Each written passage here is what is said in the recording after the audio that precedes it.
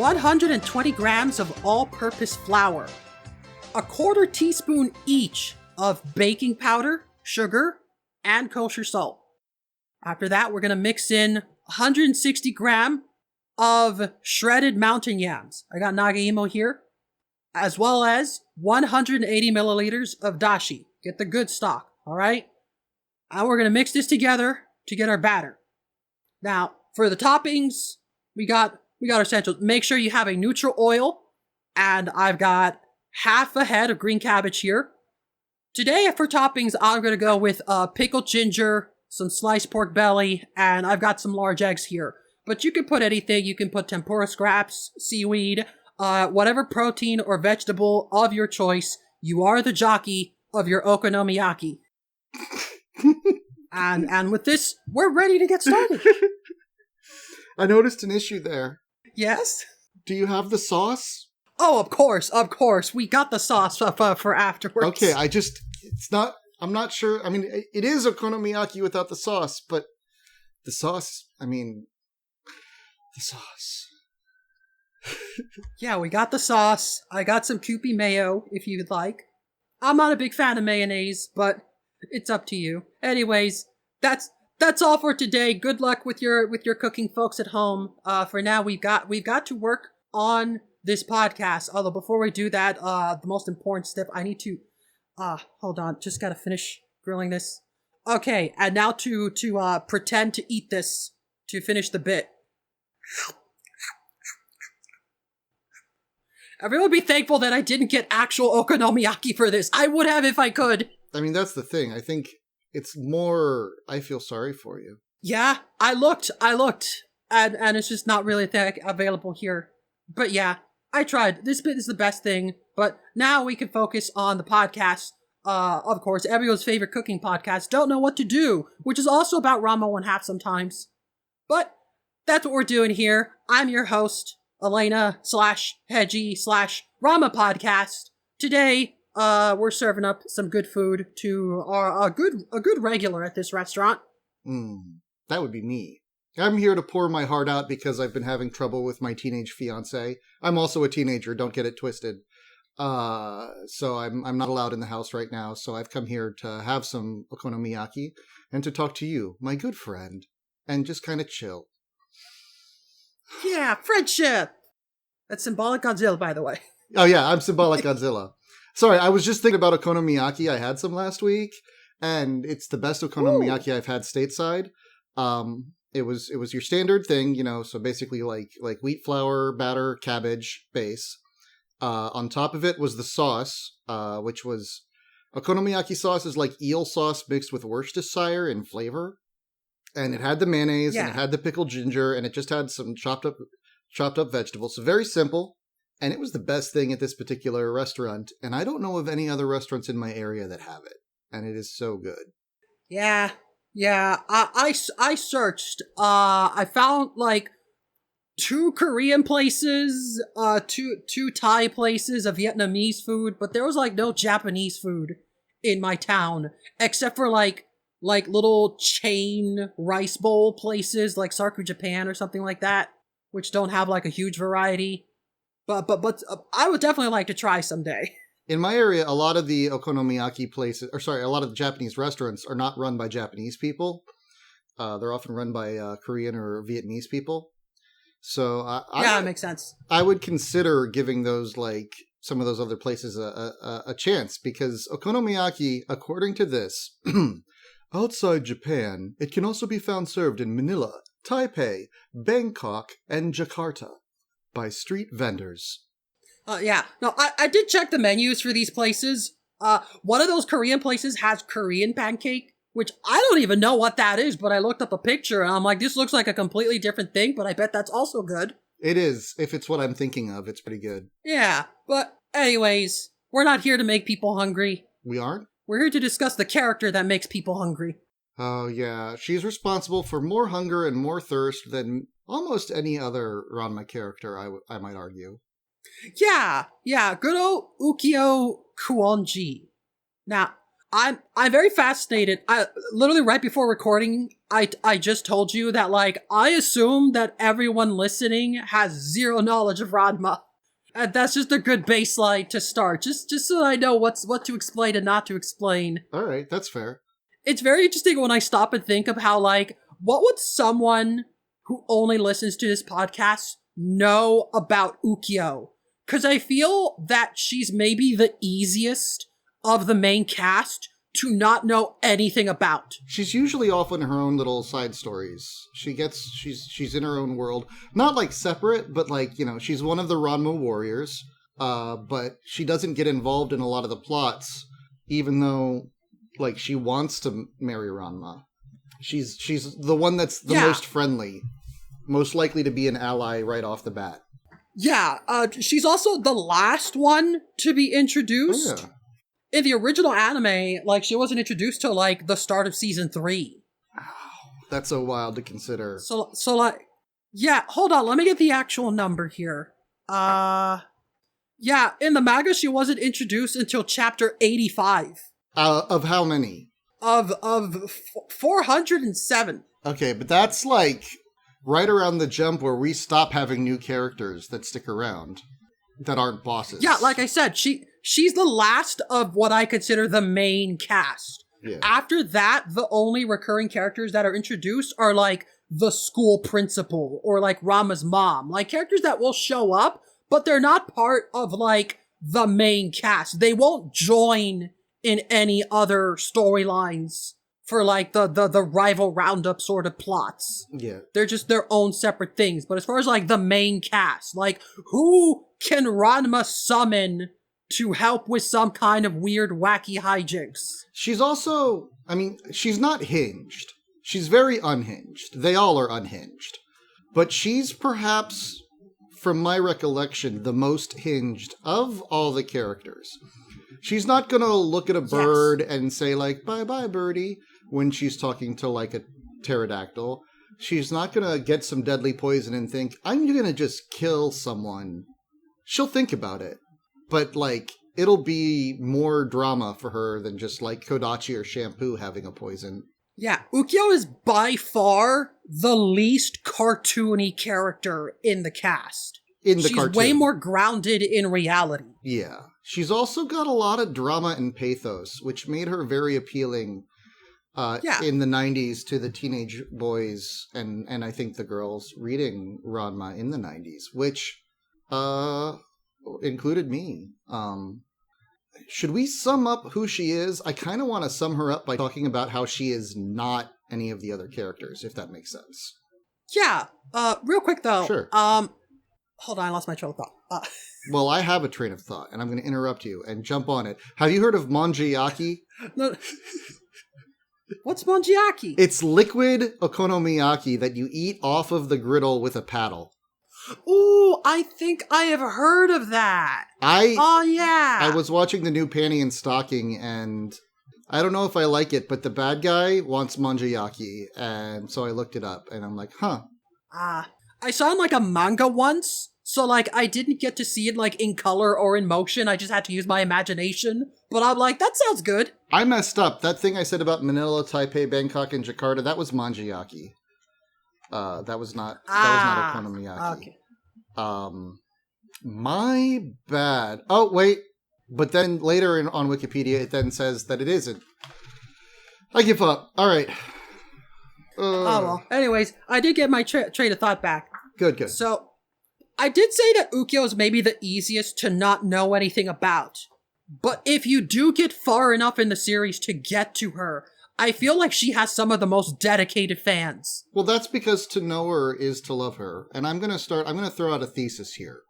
Yeah. Of all of the Ranma characters, Ukyo is the most waifu. She is the most waifable. Definitely. One could argue she is the best match for Ranma in terms of, like, just thinking about making Ranma happy as opposed to, like, Ranma really being the match. Like, this is a complicated statement. I'm not saying they make the best couple. I'm saying she would meet Ranma's needs the most. whereas Akane challenges him. Yes, and even if you don't agree with that statement, you can see that there is an argument to be made there, as opposed to, like, there's not a lot of argument to be made that, like, Kodachi is the perfect match for Ranma. That's just, like, even if you like Kodachi as a character, she might be your waifu, there's very little grounds to argue that characters like her, or Shampoo, or whoever, are better fits for Ranma specifically. And also, Ukyo doesn't have the major glaring character flaws of the other characters. Now, can I do my thing with the opposites? Absolutely. All right, so I'm going to start. We know Akane. Akane has a lot of issues. Akane has a temper. She's got a drive to conquer. She's warlike. There's a stereotype that she's always hitting Ranma, which I think is overblown in the fandom, but it's there. Ukyo has resentment towards Ranma for very good reasons, but she's not gonna, like, lose her temper and hit him with a spatula. Not on purpose. Yeah, it'll be an accident. She does start a fight with him, but it's a fight. He knows it's coming. To compare with Nabiki, if you recall in earlier episodes, Nabiki is my favorite character of the show. Perhaps you could call Nabiki my waifu.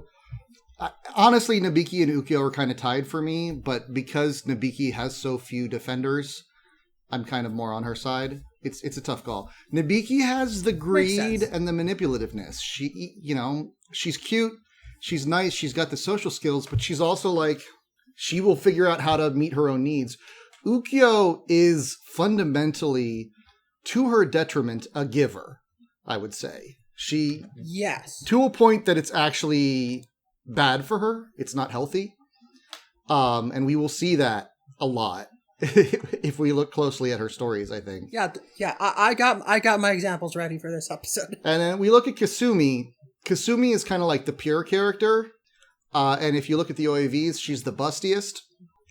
This was something heavily pointed out by my teenage friend group.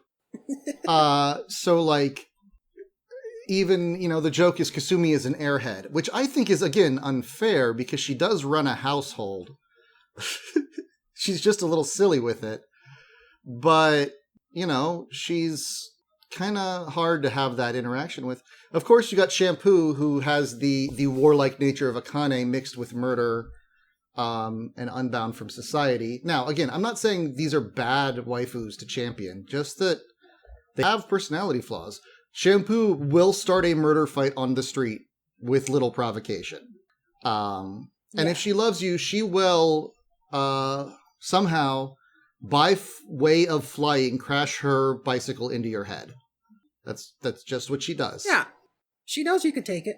Yeah. And, Ukyo, she might challenge you to a duel, but she's going to be nice about it. And of course, you got Kodachi, who will poison you and abduct you. Ukyo might, but again, she's got to really be having a bad day for that. And then, Cologne, a lot of people think Cologne as like a dark horse of the waifu wars. Cologne, Shampoo's grandmother. But she does have that wisdom, and that expert knowledge of potions. But perhaps the most manipulative of all the potential waifus is Cologne, who's always setting up these tricks. And Ukyo might be tricked into doing something manipulative, but usually she wants to give it to you straight. She wants to tell you how she feels. She wants you to reciprocate those feelings. And she's going to be sad when you don't. And I think all of that... Did I miss any major waifu? I think that's all of them from the core cast. None of the major Oh yeah, ones. also Nodoka is Ranma's mom, and Ukyo is not. So she's a better match. But also, Ukyo probably wouldn't kill her son over gender norms. Whereas, I don't know if you've covered Nodoka yet. I believe that was the most recent episode to launch in the feed. Yeah, it just went up. As we're I haven't had a this. chance to listen to it, but she's going to kill Ranma if he's not a manly man. Ukyo is sensitive to gender issues. She's had a lot of gender issues in her life. And that's the other thing. Ukyo also has, if you like TV tropes, the wooby factor. She's been through it in a way very few of the other characters have.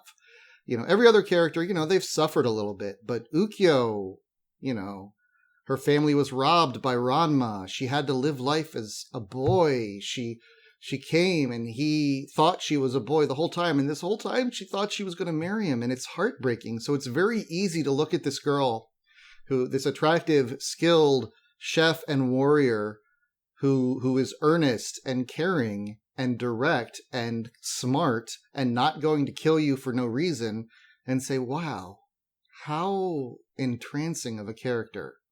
And that's why when I say she's the most waifu, or objectively the best waifu, it's because she fulfills those roles perfectly, while also still being a very full and functional character, possibly the most full and functional character of the show. Yeah. Like I said, she's the most grounded in reality, which I think is maybe one of the biggest flaws. I'm glad you broke down and compared it to all the characters, because it's good to see how she's interpreted by the fans and stuff, but also highlight how she's compared to the other characters, which is the thing I take note of, or at least the thing that I think Rumiko Takahashi took note of, which is the unfortunate problem that Ukyo is not very funny. Not normally, no. She's funny in her first appearance. There's some good jokes with Ukyo, but you have to work harder. Her baseline, the most important base things about Ukyo don't really cater towards comedy like the other characters. She reminds me of some of the, I'm not sure of the order, but she reminds me of some of the later Takahashi, sad in-love romance characters more. Her first appearance was super funny. When you get out there and you see she's wielding a giant spatula and the fight is going to be on a giant griddle, you're like, ha ha ha ha ha. But other than the fact that she fights with a spatula, I'm not sure what else is there that's funny.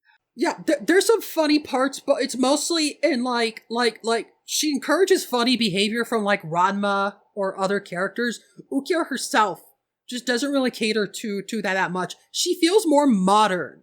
She feels like a modern character because a lot of modern anime designs characters to be waifus or husbandos.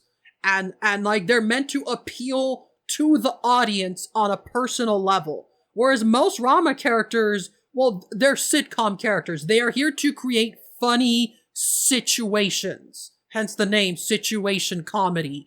And a lot of modern anime isn't written that way. But Ukyo definitely feels more at home. She's the childhood friend character. And the childhood friend tropes have become a staple in anime. Whereas the Amazon warrior that wants to hunt you down and kill you, but also wants to marry you, that didn't become a cliche, which maybe that's a problem, but that's simply how these genres developed over time. Maybe that's been subsumed by yandere, kind of combined with Kodachi to do some yandere stuff. I don't know. One of the other interesting things with her is that she is the most viable threat to the norms of the show.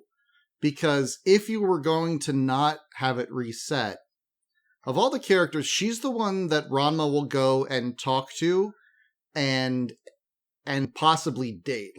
Ranma might go on a date with Shampoo and want to eat at her restaurant, but he's not gonna marry the cat girl. He is too scared of cats. She has beaten him up too many times. It's not, I'm not saying it's impossible, and I'm not discounting the fanfics that do it. I'm just saying it's, in canon, it's not a thing that seems like it could happen. Whereas if Takahashi wanted to, I bet you could imagine, 3 or 4 books long story where, Akane breaks up with Ranma and Ranma gets together with Ukyo.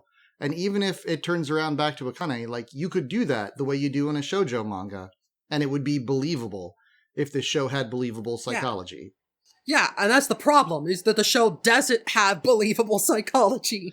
So she in some ways might be the wackiest character because she is the most serious. I'm giving you a look oh. I feel like, so there are a lot of characters that Rumiko Takahashi just forgets about, and then like 100 chapters later is like, oh, right, Kodachi, I guess I should bring her in. Wait, are we talking about Hunter x Hunter now? No, but, a lot of anime do that. I noticed that Ukyo is very consistent. She's very consistently present, but unlike other characters, like, for example, if there's a Shampoo episode, chances are Shampoo will have some kind of wacky scheme to trick or force Ranma into marrying her. If there's a Ryoga episode, he's gonna be a hot-headed idiot who gets into a fight with Ranma. They have their staples. But, like, when I stop and think about what is an Ukyo episode, what are stories focused on her like, it feels very inconsistent. There isn't like a single thing that Ukyo does when she is present, and I constantly got the feeling that like Rumiko Takahashi likes Ukyo and wants to do stuff with her, but because she's so much less cartoony and isn't as funny, she just can't think of ideas. A lot of Ukyo stories feel like, well, I gotta do something with her, but what? Now I'm gonna recount everything I remember about Ukyo stories here. Okay, number one, she shows up. She's dressed like a boy, a very handsome boy. She challenges Ranma for a duel over an ancient grudge. They fight. Ranma realizes she's a girl. I think they reveal that actually she's a fiancé because Ranma's dad robbed her family. And so she starts living as a girl and wants to win his heart and is his friend. That's the first story arc I remember. Am I missing anything from that basic arc that's important? There are more specifics, but we can go over that afterwards. I'm more curious about like you're talking about like Ukyo stories overall. What else this is going to be, I think, very telling when I get to the end of this. The second Ukyo story I remember is her shape-shifting love interest shows up. There's a character named Tsubasa who loves Ukyo. They're very funny. They show up. They pretend to be a mailbox.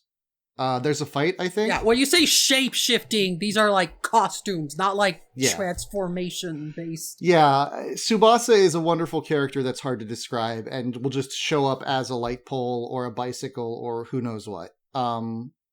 So, okay, that's the second story arc. And the third Ukyo story I remember is there's a big fight. Ukyo grabs her spatula and goes off to fight with Ranma against the bad guy.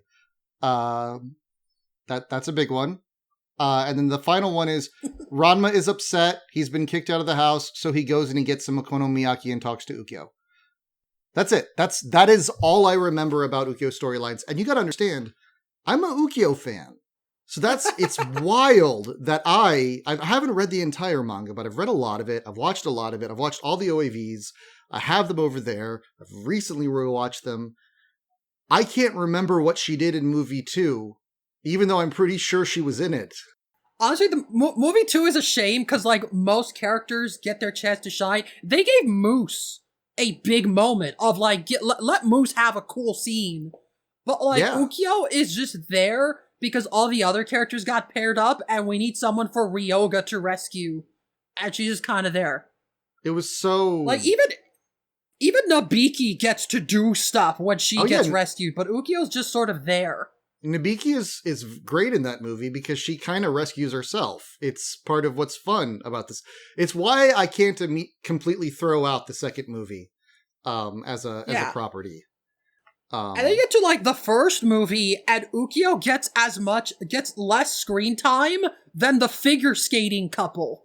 Oh, we didn't talk about the figure skating couple. I don't remember them having personalities. That's all right. We can move on. I just remember that being an important story for me because that's the one where I started buying Ranma and Akane as a couple. But that's not important. Right now.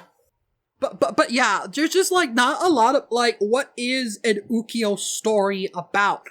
And so going back to what I said about like thinking of like if someone only listens to this podcast, what do they know about Ukyo based entirely off of what I have said? Has she shown up in anything? Anything as in And in any of the episodes you've done, I've listened to almost all of the episodes. I barely remember her coming up at all. Pretty much the only things I've mentioned. She's Rama's childhood friend. And in the Genma episode, I recapped the whole backstory of, like, her being promised as another fiancé, because that's just what Genma does. He will just sell his son for personal gain, and Ukyo is just another victim in this terrible habit of Genma's. I think that's why grimdark retellings of Ranma are so popular, because he's just basically, like, selling his son into all sorts of bad situations. Anyway. Definitely. And one time I mentioned that she's, like, one of the characters that, like, the anime will insert her into stories that she wasn't originally present in, but it should, because, like, she's in Ranma and Akane's class, but I feel like Rumiko Takahashi forgets that. Cause we get stories where, like, okay, the school principal has this weird coconut battle that the whole school is participating in, and we got characters like Tatsuaki Kuno, age 17, getting involved because, hey, the whole school is here, except for Ukyo, cause she just forgot. And the anime version is like, but why would Ukyo not be there? Just put her in the episode. And that's the third detail, is that she gets forgotten, and the anime has to be like, what? Why isn't she? No, put her in. There we go, it's fixed now. Was she in the Red Cat Gang game? She was not as a party member, but she was like a recurring shop where you could buy okonomiyaki from as healing items. She wasn't even in the party? She wasn't playable until the third fighting game. Which one was the third fight? Was it the second? I think it was the second. Oh, yeah, the second. Because I remember playing as her. Yeah, in fairness, neither were Moose or Akane. The school principal was in the first fighting game for some reason. Every fighting game has, like, at least one weirdo of, like, really? You're putting Gosen Kugi as a playable character in a fighting game? Yeah, he whips. Okay. He was a great character to choose. But yeah, so I guess this episode is also a good way to just be like, let me tell you more about Ukyo, especially since I pretty much only really talked about, like, the behind-the-scenes stuff or, like, her backstory, but, like, what is her actual role in the present? Again, what is an Ukyo story even like? So yeah, I guess now we can go into, like, more detail of, like, well, what's that first story actually about? Not just the backstory, but what actually happens in it, and the specifics there. Doesn't she show up like a Captain Harlark-style handsome, mysterious stranger type deal? Yeah, so, there's a lot of people who don't watch Ranma or read Ranma, but they do know Ranma as, like, a trans icon. They recognize that Ranma, even if that's not, like, the main focus of the show, it is very easy to do a trans reading or some kind of queer reading of this character. And I'm like, you can go ahead and do that, but also Ukyo is right there. Yeah. If you dig deeper than that, because Ukyo is the actual gender character. Yeah. Enough so that I feel I can do, like, an entire episode discussing just that. So I'm not going to get too much into it, but yes, one of the things with Ukyo is that when she's introduced, it's presented as, here's this handsome, pretty boy who shows up at school and wants revenge. Yeah. And most of the arc is, keep in mind, at this point, we've already met Ryoga, we've already met Shampoo. Like, Akane is straight up like, what did you do now, Ranma? Why does this villain of the week want to kill you? One of the things I want to mention, I think, you mentioned the gender. She's the gender character. In a lot of ways, she's also, like, she and Ranma are gender mirrors, where Ranma doesn't think about gender. He's kind of a gender idiot, or a gender savant. You know, he just he genders. He does gender, but he doesn't think about it. You know, he performs it and it doesn't occur to him otherwise. Whereas Ukyo constantly thinks about gender and constantly interacts with it and has for a long time. And I think that's very important. I'd argue that she doesn't, actually. She doesn't? Okay. But that is mostly based on, like, later stories. Because if you look at just her introduction, well, first of all, the whole gender presentation thing, it is only acknowledged in a single line, and then immediately, like, ignored, which is pretty funny and interesting. The whole thing that, like, similar to how people don't really question how Ranma can just turn into a girl sometimes, Ukyo is just a boy sometimes. That's just it. It's not really elaborated upon very much, which is part of why I feel like, yeah, that is absolutely, like, the gender exploration character. If you want to do a queer reading, look at that. That's probably, I guess, a lot of fan stuff, because as we've talked about, I was there in the fan trenches of the 90s with the big fanfics, and she is central to one of the, what I would argue, like, most important Ranma fanfics for getting a sense of different vibes and different ways people viewed it in the 90s. You know, in that case, in that specific one, it's more about her being sad and in love as opposed to being gender. But you just have all of this, like, the fan perception that doesn't match the actual character, much like how we addressed in the Nabiki and Kasumi episode, how if we went on their TV tropes page and it's like, wait, what? You're calling her what now? You know, Yeah. there's this magnification of her character and its meaning that maybe isn't actually there in the manga, or maybe not there very much, that we are then adding to in our perception of her. Yeah. In terms of, like, again, right now I just want to talk about the first story, because there's stuff from later ones that I want to comment on, but in the first story, Ukyo shows up, and it's meant to be a surprise. Like, 2/3 of the way through the arc, her shirt gets torn open, and we see the bound chest, and Rama's like, oh, and he realizes that Ukyo is actually a girl. Can you make that noise, that oh noise again? Oh. Yeah, that's how all of us felt when we were 16 and reading the manga. But it was like more of a like, oh. You know, there was so many O's going on. Not like that, you lech. Just, I mean, I guess like that too for some of us, but. I said it before, but when I started Ranma, like, I could absolutely feel how this would have had influence me if I read it in my youth, when it was actually, like a thing that I could get into, but yeah, Ukyo's definitely another one of those, like, awakened moments of, like, oh. But also, like, it's a moment where a lot of people are, like, they fall in love with Ukyo fast and hard. Yeah. I had mentioned to you the concept of anime waifu dibs.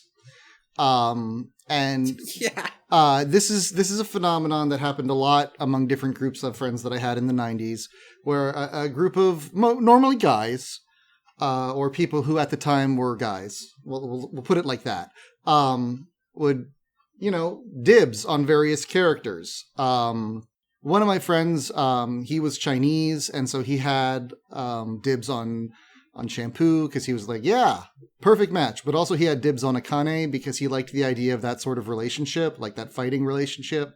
Another friend in that group had dibs on Kasumi, and the rest of us, well, not the rest of us, but a lot of the guys were like, she's too pure, nothing would happen. And he was like, I'll make it happen. I had dibs on Nabiki, and everyone was like, why? She's evil. And I'm like, she's not that evil, you guys. She's got to make rent. And nobody had dibs on Kodachi because everyone was very normal. I don't mean that in the positive. I mean normie. They were too normie for Kodachi. We were all scared away.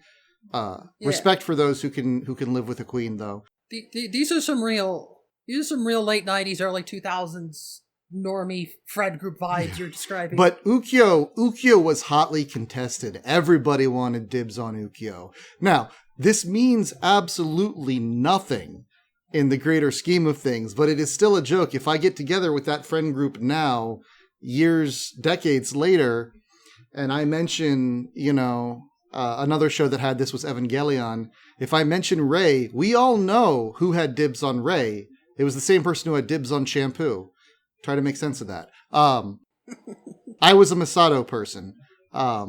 So there wasn't always a lot of consistency with who you would dibs. And so before we were just hanging out as friends, I was like, that was going to be my initial plan, my evil plan for taking over the podcast. this time. I was going to offer you Ukyo dibs because that's like the most highly, like, that's like a ultra SSR rare gotcha get. Like, you can't buy dibs. Oh, that's so nice. But since I'm not trying to take over the podcast, also dibs is kind of a weird concept, like with fictional characters. I don't know. I mean, I get it makes sense if you're like very late 90s, early 2000s vibes you're describing. You can go. I can feel it. You can go on the anime character list website though, and you can like fight for dibs on characters with everybody. Like it's a thing. It's not called dibs. It's something else there. But there's for a short time, I controlled the entire cast of Data Live. They were all my waifu. But then I stopped paying attention to it. But, I mean, dibs makes more sense perhaps if it's like your two groups of friends meeting up and you're like to your friend, hey, that person over there, kind of dibs because I want to try dating them. And your other friend's like, oh, okay, cool. I won't get in your way. Like that makes some sense, like talking with your friends. Yeah. Yeah. And applying things like that to fictional characters is just kind of a staple of awkward young teens or early adults. It's again, even though I was well into my adulthood when I got into Ranma, I could feel the influence it could have had on me if I was younger. It's the opposite of Team Edward and Team Jacob because we aren't teams. We aren't teams. It's Edward will be mine. There's no team, Edward. It's Edward is my boyfriend. Hands off. So it's a lot more in the mindset of Bella. But anyway, yeah, so the dibs, Nodoka got dibs. I thought that was interesting. I don't know what to do with that. Nobody ever dibs cologne, and I felt like that's a disservice to a wonderful woman who's getting up there in years, but still taking care of her fitness and health, Why wasn't she in the fighting game, huh? But in terms of the waifu wars, Ukyo's got some guns. Yeah. She's coming in strong. And, the gender stuff is almost non-existent. That's the thing I find so funny, is that, the fact that she presents as male for 2/3 of that arc, and it's meant to be a surprise that she's a girl, you could remove that element, and nothing would change. The entire backstory is that when Ranma and Ukyo were little, Genma did another arranged marriage with some guy, with Ukyo's dad, because again, that's what Genma does. And Ranma had no idea, and then Genma just kind of robs Ukyo's family, because Ukyo's dad was willing to give up his okonomiyaki cart. The thing that he uses to make a living. That's his dowry for this arranged marriage. It's never explicitly stated, and I'm pretty sure he died, because he's never mentioned in the present. He's only in flashbacks. But, I always felt it was strongly implied that Ukyo and her dad were very poor, if not also homeless, similar to Genma and Ranma. Yeah. Because we only ever see them hanging out outside, and, this man is giving up everything so that this wandering martial artist father and son pair can take his daughter to go see the world. You're engaged to him now. Go be with them. It comes across as he trusts Genma. This is a homeless man who's having it rough just like me, but I could see how much he loves his son, and I trust him to take care of my daughter as well, and welcome her into their family.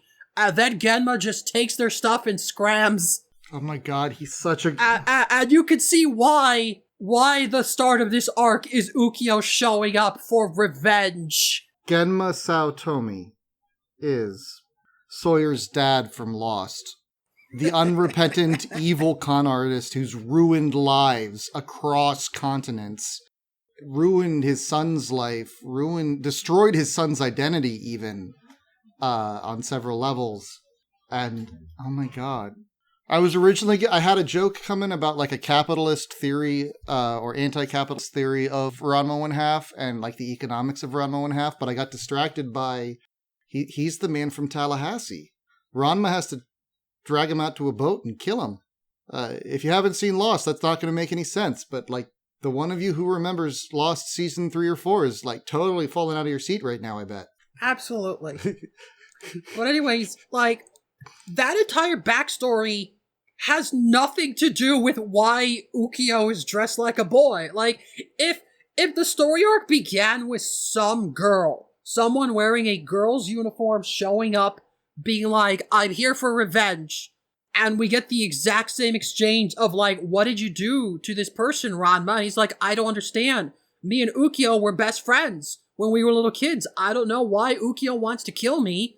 And then eventually we learn this backstory about the arranged marriage that Ranma wasn't aware of and the intense betrayal, which leads to the end of that arc, which is basically Ranma being like, oh, I didn't know. I'm sorry. My bad. And then they just make up. Just like, oh, okay, sure. I like that they make up. I think it's great. Question. Why is she dressed as a boy? Is it because Ranma thought she was a boy? I don't remember. Well, it's to explain, it's kind of to justify that Ranma didn't know she was a girl, but also this trope happens in anime all the time. She doesn't have to actively be disguising herself. Like, typically when this is done in anime or manga, it's like someone remembers their childhood friend from a very young age when they were very androgynous looking, but then in the present, they see a long-haired girl with big boobs or something, and are like, oh, I didn't know. But here in Ranma, in the present, she's dressed as a boy. She's presenting as masculine. We eventually find out she went to an all-boys school, which implies that, like, she was actively living as a boy, and presumably other people didn't know. In fact, in this series, it's not always clear if the other classmates know that Ukyo is a girl either, because Ranma finds out in secret. Was it she was living as a boy because she was at the boys' school? Was that what was going on? So, the only line in the entire series that addresses this is she says that she had to cast aside her femininity for this, which I always interpreted as like the like, I can never be a bride again sort of mentality. Like, which is funny to think of given that she was like 6 at the time.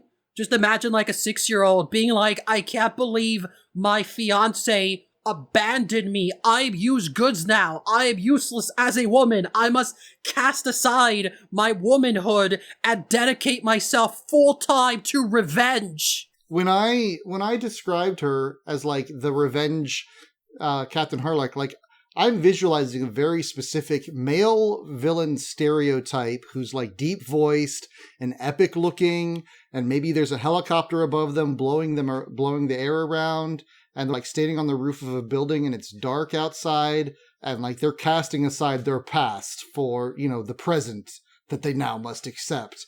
She's very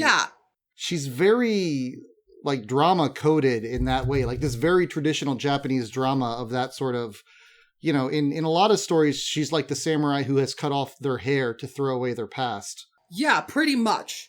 But it's just kind of funny how, like, her presenting as male does nothing. Like I said, if she was just dressed in a girl's uniform and the gender stuff didn't come up at all, none of that story would change. Her betrayal and her quest for revenge would be exactly as sensical as it is now.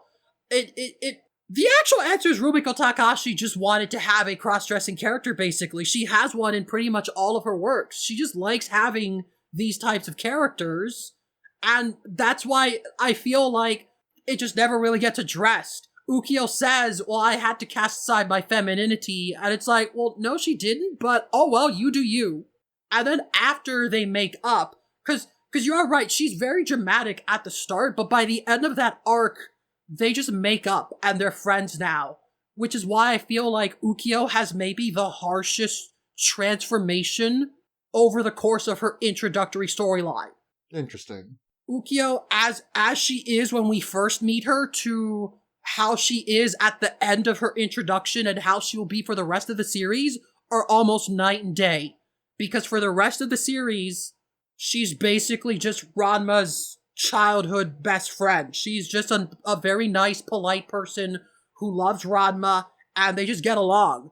All these other characters, when they try and woo Ranma, they have all these crazy schemes.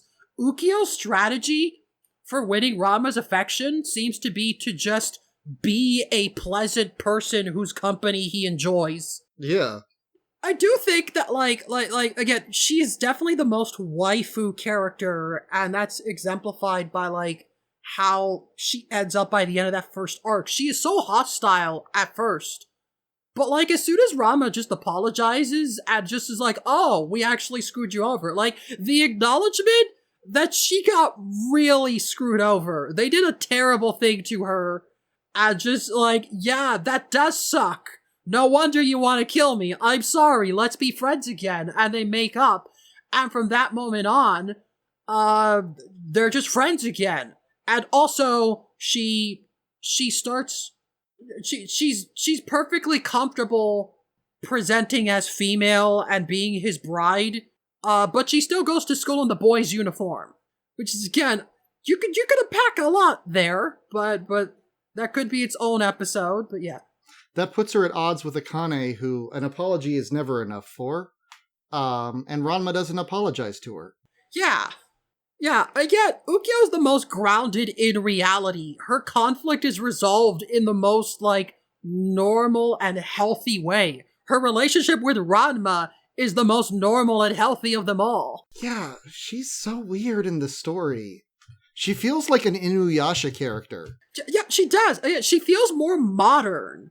She doesn't feel like a gag character, but she's so likable. She's very waifu. She feels like she's designed to make you cheer for her and root for her, because she has this actual genuine tragic backstory. I'm pretty sure her dad's dead, and she's just been struggling to get by on her own after being betrayed and abandoned by her best friend and fiance. Yeah. It's no wonder, nobody questions that she was completely justified in wanting to kill Ranma. But as soon as they make up, she doesn't want revenge anymore. And I think that's the problem with Rumiko Takahashi is, well, now what? And I don't think she ever found a consistent answer that she was satisfied with. You could say the recipe was really solid in its base, but was missing a few ingredients and toppings to keep them coming back. Yeah. But yeah, anyways, that's her introduction. I mentioned there are other details from later stories that help paint a picture of how I read Ukyo. And with these character breakdowns, I like to try and think of which story gets to the core of the character. Maybe not their best story or their most important story, but the one that gives us the most information on who is this character, what makes Ukyo tick. And I think for Ukyo, the thing that makes her tick is the secret sauce arc. Do you remember that one? The words ring a bell. That's all. So there is an arc. The setup is at the start. Ukyo explains that she basically has a time capsule sauce. There's a sauce that she tried to make when she and Rama were little kids, and one of the steps is you seal it up, and then you let it ferment for 10 years. Oh, wow. And now it's 10 years later, and it's time to bring it out. And it failed. It didn't work. She tastes it. It's awful. It's oh my god. And she's like, I need a moment. And she leaves the room. And then just Ranma going shifty-eyed as we see his flashback. He ruined the sauce, didn't he? He ruined the sauce. Yeah, he knocked over the sauce. He's like, oh shoot. And it just scoops it back in, dirt and all, and just seals it up. He's like, there, good as new. I remember that bit. That sounds familiar. Yeah, so I think this arc tells us a lot about Ukyo, because the first thing that happens, Ukyo basically gives up on being an okonomiyaki chef. This sauce was meant to be her test, to see if she has what it takes to be the best okonomiyaki chef, and she failed. Sure, she could try again, but it would take another 10 years just to see if she could make this sauce correctly. And rather than do that, she's given up on being a chef and is now going to dedicate herself full-time to being Ranma's wife. So like, Ranma will literally wake up and she's in his room with breakfast, which is a thing that several characters seem to be able to do. A lot of people have no problems breaking into the Tendo household. Well, the defenses are not very well maintained. Yeah, but like, I can't help but notice the similarities there between that and like the whole casting aside her womanhood thing. Yeah, she's casting aside her cooking hood. Yeah, to me, I think the most defining trait about Ukyo is her willingness to just instantly redefine herself to suit her needs. She can't be a bride anymore, therefore... Kitty. She can't be a bride anymore. Hold on. She can't be a bride anymore, therefore, Kitty. I think that says it all. Carry on. She can't be a bride anymore, therefore, her womanhood is useless to her. She casts it aside and is now going to focus on revenge. But then Ranma makes up to her. He even calls her cute. He's like acknowledging that like she's a good person. He wants to be friends again. So suddenly, womanhood is back on the table. And despite living the last 10 years as a boy, suddenly, she's a girl again. Which I always found funny that, like, her quote-unquote boy form is just, she ties her hair back, but then when she's in girl form, she just puts a ribbon on her hair. Like, there's not much of a transformation there. But as far as Ukyo is concerned, now she can be a bride. Now she can be Ranma's girlfriend and embrace her femininity. No problem. There's no need to cast it aside. But now in this situation, now her abilities as a chef are useless. She can't be the best okonomiyaki chef, therefore cast it aside and dedicate yourself fully to being Ranma's bride. Ukyo needs to focus 110% on something, and she probably doesn't really care what it is, but if she's not doing the absolute best at something, she gets rid of it. It is no longer a part of her identity. It sounds like she's got a very black and white personality.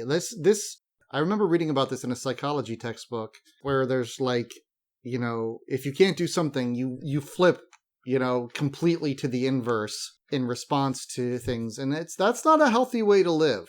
That's not a healthy reaction generally. Yeah, and throughout the arc, we see that, like, despite her saying that she's casting aside her status as a chef, she still wants to be a chef. She still instinctively starts doing stuff. Like, she's shopping for groceries, and then she sees some guy making takoyaki, and she just instinctively pulls out the spatulas and starts working them. And the guy is like, ma'am?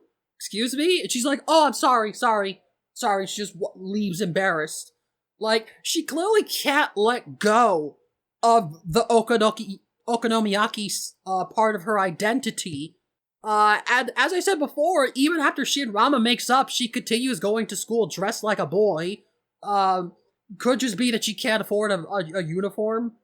Ranma can't either. The school seems to be very lax on that. But, like, there's stuff to read there about, like, whether or not she can cast aside a part of her identity, she seems to believe that she is capable of doing that. This part of me is useless to me now, so I will get rid of it. So I can focus on the parts that I can carry through to the top. I will kill the person inside of me. That's such a drama, like, that is such a, like, we've seen this before, like, I will kill the person inside of me who is weak so I can be strong.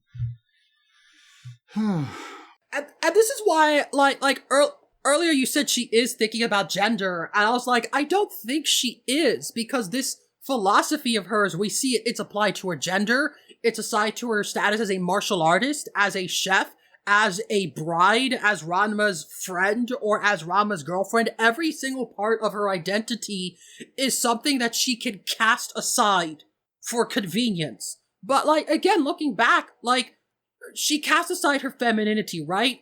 But she didn't cast aside Ranma. She still needs to dedicate herself fully to Ranma. It's just now her new focus is getting revenge. And then once she finds out, well, she doesn't need revenge, well, now bridehood's back on the table. She couldn't let go of Ranma, similar to how she couldn't let go of being a chef. Now, okay, I got some questions here. Question 1. She casts aside her femininity. She doesn't cast aside Ranma. Does that mean the Ukyo Ranma ship is yaoi? Huh. I feel like Ukyo is... There's a lot of, like, trans readings of characters like Ranma. I feel it makes more sense to read characters like him and Ukyo as just gender fluid. It's not necessarily, like, identifying as a specific thing, but, like, both Ranma and Ukyo seem to be very much just go with the flow when it comes to gender. Now, there are these 2 stereotypes in yaoi, and I can't remember what they are, but I'm trying to figure out which one Ranma would be and which one Ukyo would be. And perhaps I'm going to set these aside because I just stumbled across a website that said yaoi stereotypes, how they are problematic and outdated. So I'm not going to pursue that. I got another thing. Okay, fair enough. Previously, you said, I cannot be an okonomiyaki chef, so I cast that aside. Therefore, Kitty. I would like you to look at the image that I just dropped in the general channel of the Discord. This is the super rare cat, Ukyo Kawanji GR, from the online game Battle Cats from the Ranma 1/2 collaboration. As you can see, she looks like a cat. Could you please describe her appearance? She looks like a boy wearing a boy's uniform with the hair tied back. A very handsome boy on a quest for revenge. Not a lot of cats, though. She is a super rare cat that does not look like a cat at all. Now, if you don't have GR, she looks like a girl. She's in her girl outfit. She's got a ribbon. She's got the different top. But this is the GR version, so that's it's very cool. And I just want to mention interesting things about her. She's a crowd controller. She's a critter, whatever that means. I gotta say, every time we record, you keep going on multiple tangents that, like, midway through, I'm like, am I gonna have to cut this out? But then by the end, I'm like, there's stuff in there. Oh, there's stuff in there. I don't want to cut the whole thing out. But, like, now I have to consider, do I keep the part where I interrupted, where my cat interrupted me, just so that this bit makes sense? She becomes outclassed by the drum corps cat. Yes, you should. The drum corps cat a better option. That's the thing.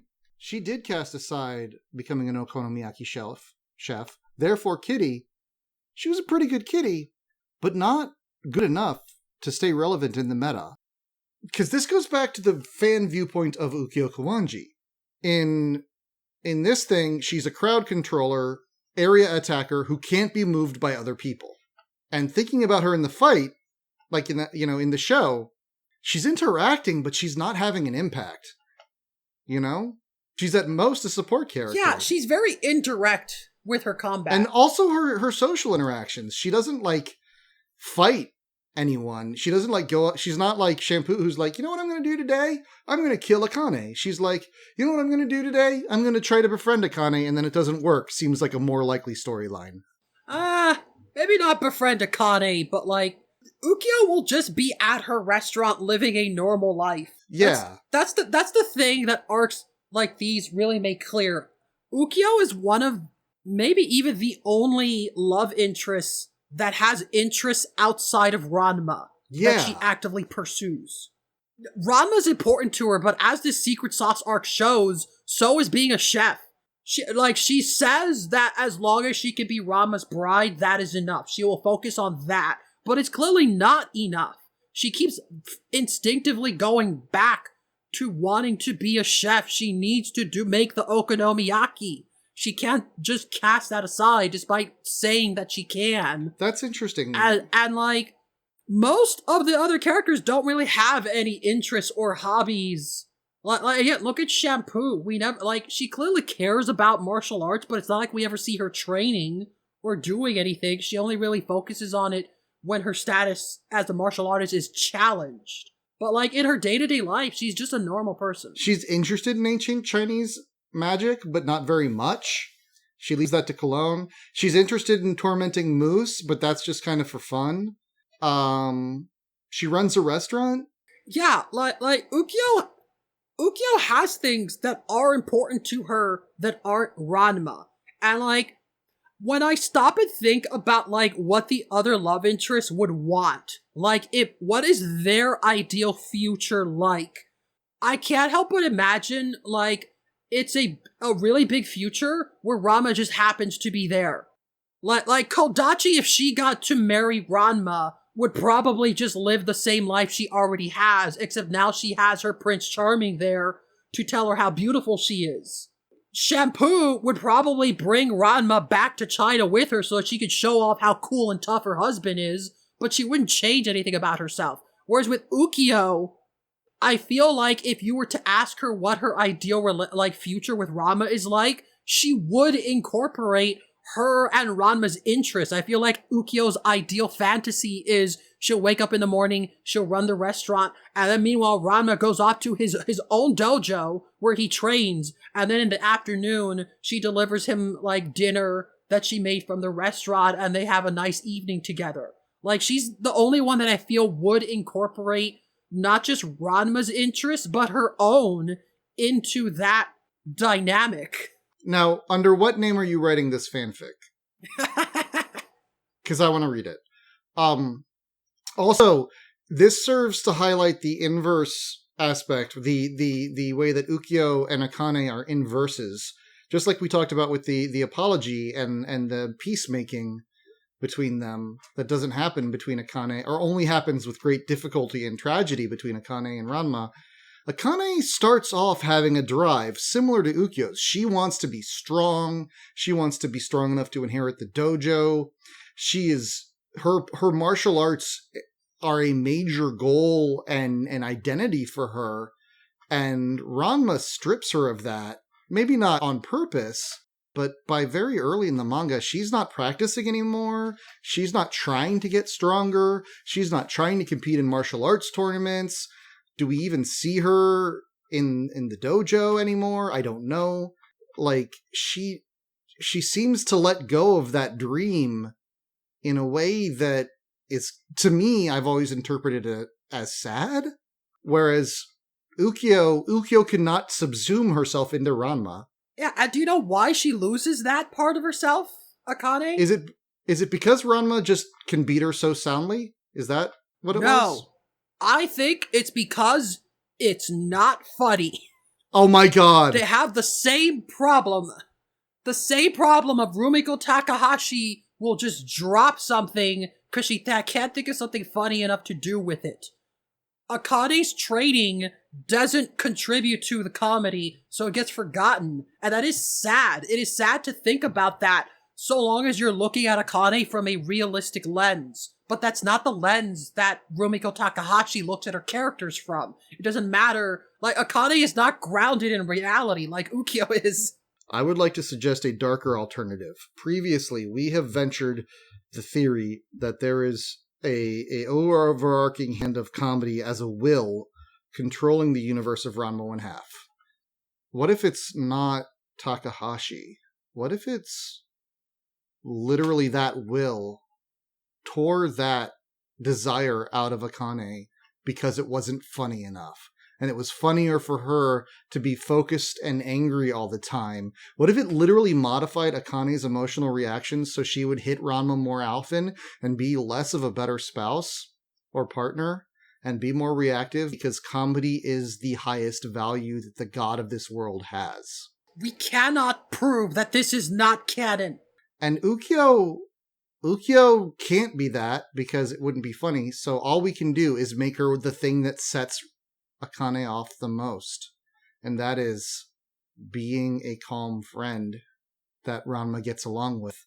This is dark. This is a tragedy. This is berserk level tragedy is my theory right now. Ukyo is such, like, again, her whole backstory is serious. This secret sauce arc gives us more details about her past with Ranma that makes it even more tragic. Because in that first arc, so there's at least one really funny joke that I love from that introductory arc, cause when Ranma is explaining without the full context, he's like, yeah, me and Ukyo were best friends, we got along, and then me and my dad had to leave, and that was the last I saw Ukyo.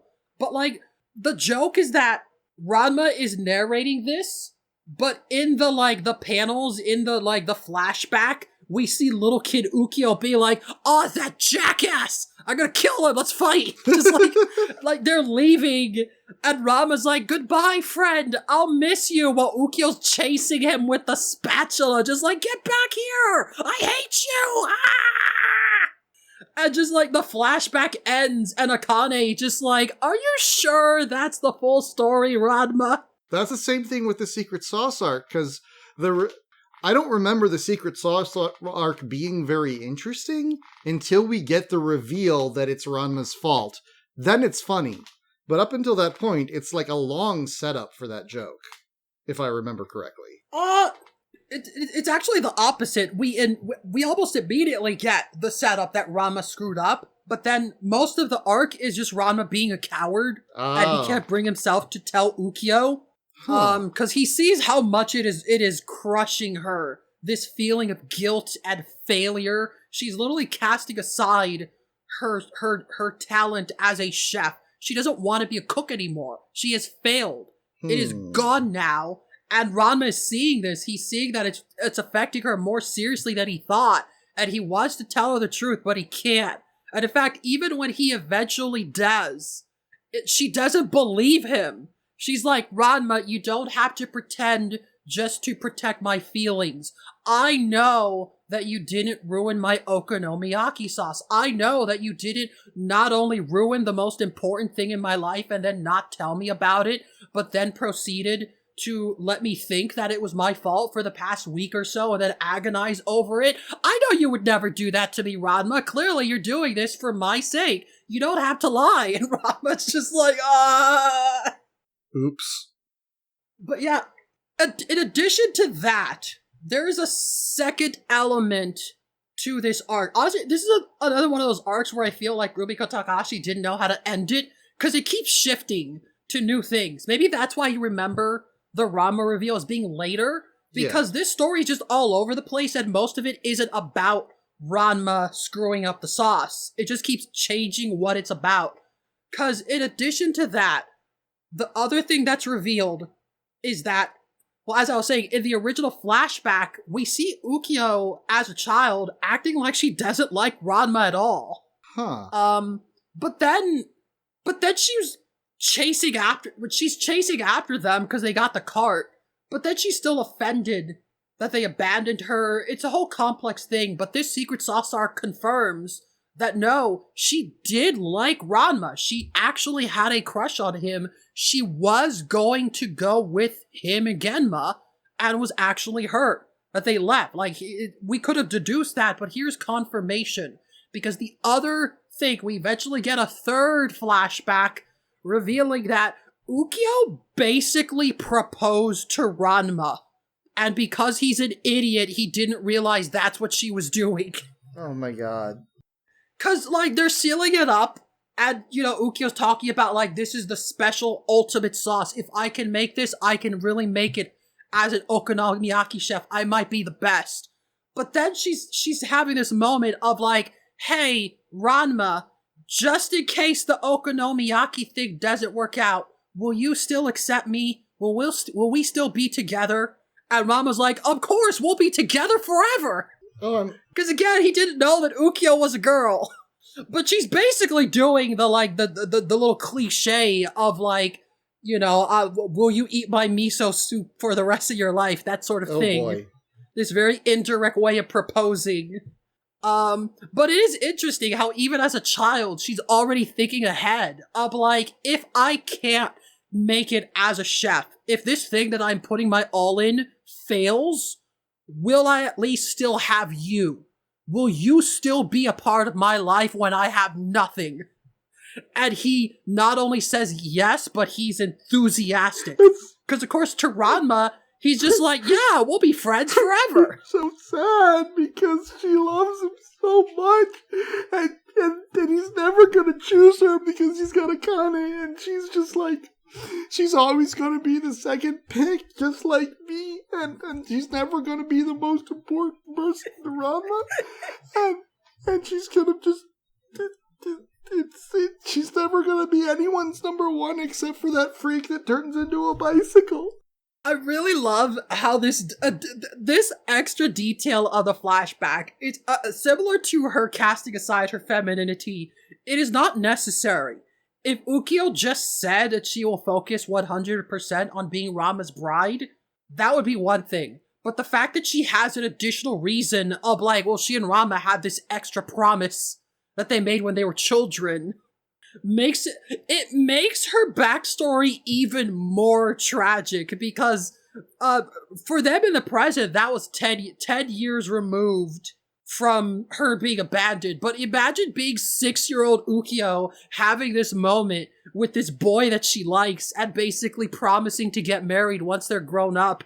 And then he and his dad rob her and abandon her on the side of the street. That's why she just needs a guy to take care of her so she doesn't have to worry about things anymore. Now my cat's worried about me and is climbing on me trying to get me to stop crying. It's okay, kitty. It's okay. Good kitty. It's not Ukyo, but it's a cat, so it's pretty good. I don't know how it stands as a battle cat. He's not very violent. See now I have even more reason to keep the kitty bit. I know, it's like I planned this the whole time and I'm an evil mastermind, but I'm not. I'm just ruled by the will of comedy. It's controlling my fate like an invisible hand of God, making everything suck ass. Can I say that on this podcast? Yeah, sure, why not? Okay. So anyways, the secret sauce arc, like, yeah, there's a lot of just stuff that makes it worse and worse for Ranma, just guilting him even further. And then it eventually devolves into sitcom nonsense, as, like, Ranma attempts to come up with ways to make Ukyo give up. Like, at one point he decides to, like, pretend, like, put on this, like, abusive drunk husband act to make her, like, give up on him and leave. Cause she's at their house, she's getting in the way, Akane's dad is getting upset, like, Rama, why do you have this girl here coming over, making you dinner and saying she's your wife? What happened, son? What happened with Akane? And just, it becomes sitcom shenanigans. And like I said, it really feels like Rumiko Takahashi didn't know how to end this arc, cause it just goes on for a while as just like, well, what's the new scheme that this weird situation puts them in? Oof. For the record, the ending of that arc is Ukyo pulls out the sauce and reveals that she didn't throw it away because it would be a waste. She has to finish it, even though it tastes terrible. It's basically fermented dirt. So she's gonna taste it, and Rama's just like, no, don't do it! Well, I'll do it! This is all my fault! I have to make amends! And then he just chugs down the entire sauce bottle that, like, imagine a giant urn full of okonomiyaki sauce. That's because he loves her so much, but she's never gonna be number one in his heart. She's just number two. And just, like, this moment of Ukyo, like, oh, maybe he was telling the truth. Maybe it is his fault. Why else would he go through such lengths to eat the sauce and prove a point? And eventually she goes back to being a cook, and all's well that ends well, and then the final panel is just Ranma writhing in pain from all the food poisoning. It's just like, it was your fault, so go ahead. And that's that story. But yeah, I feel like that story really drives home the thing I was saying of, like, Ukyo's defining trait to me is her ability to redefine herself. Whatever trait she has, she will be perfectly willing to just change it. Or try to. She might not be successful, yeah, but she will try at least. Cause to her, the most important thing is that she's passionate about something that she can give herself 110% to.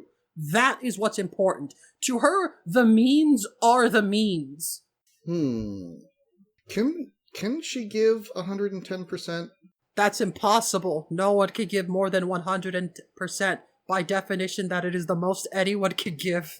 The funny part is that there was an audio hiccup right there, so I heard you say no one can give more than 1%. Oh, good. Which is true. That's just life.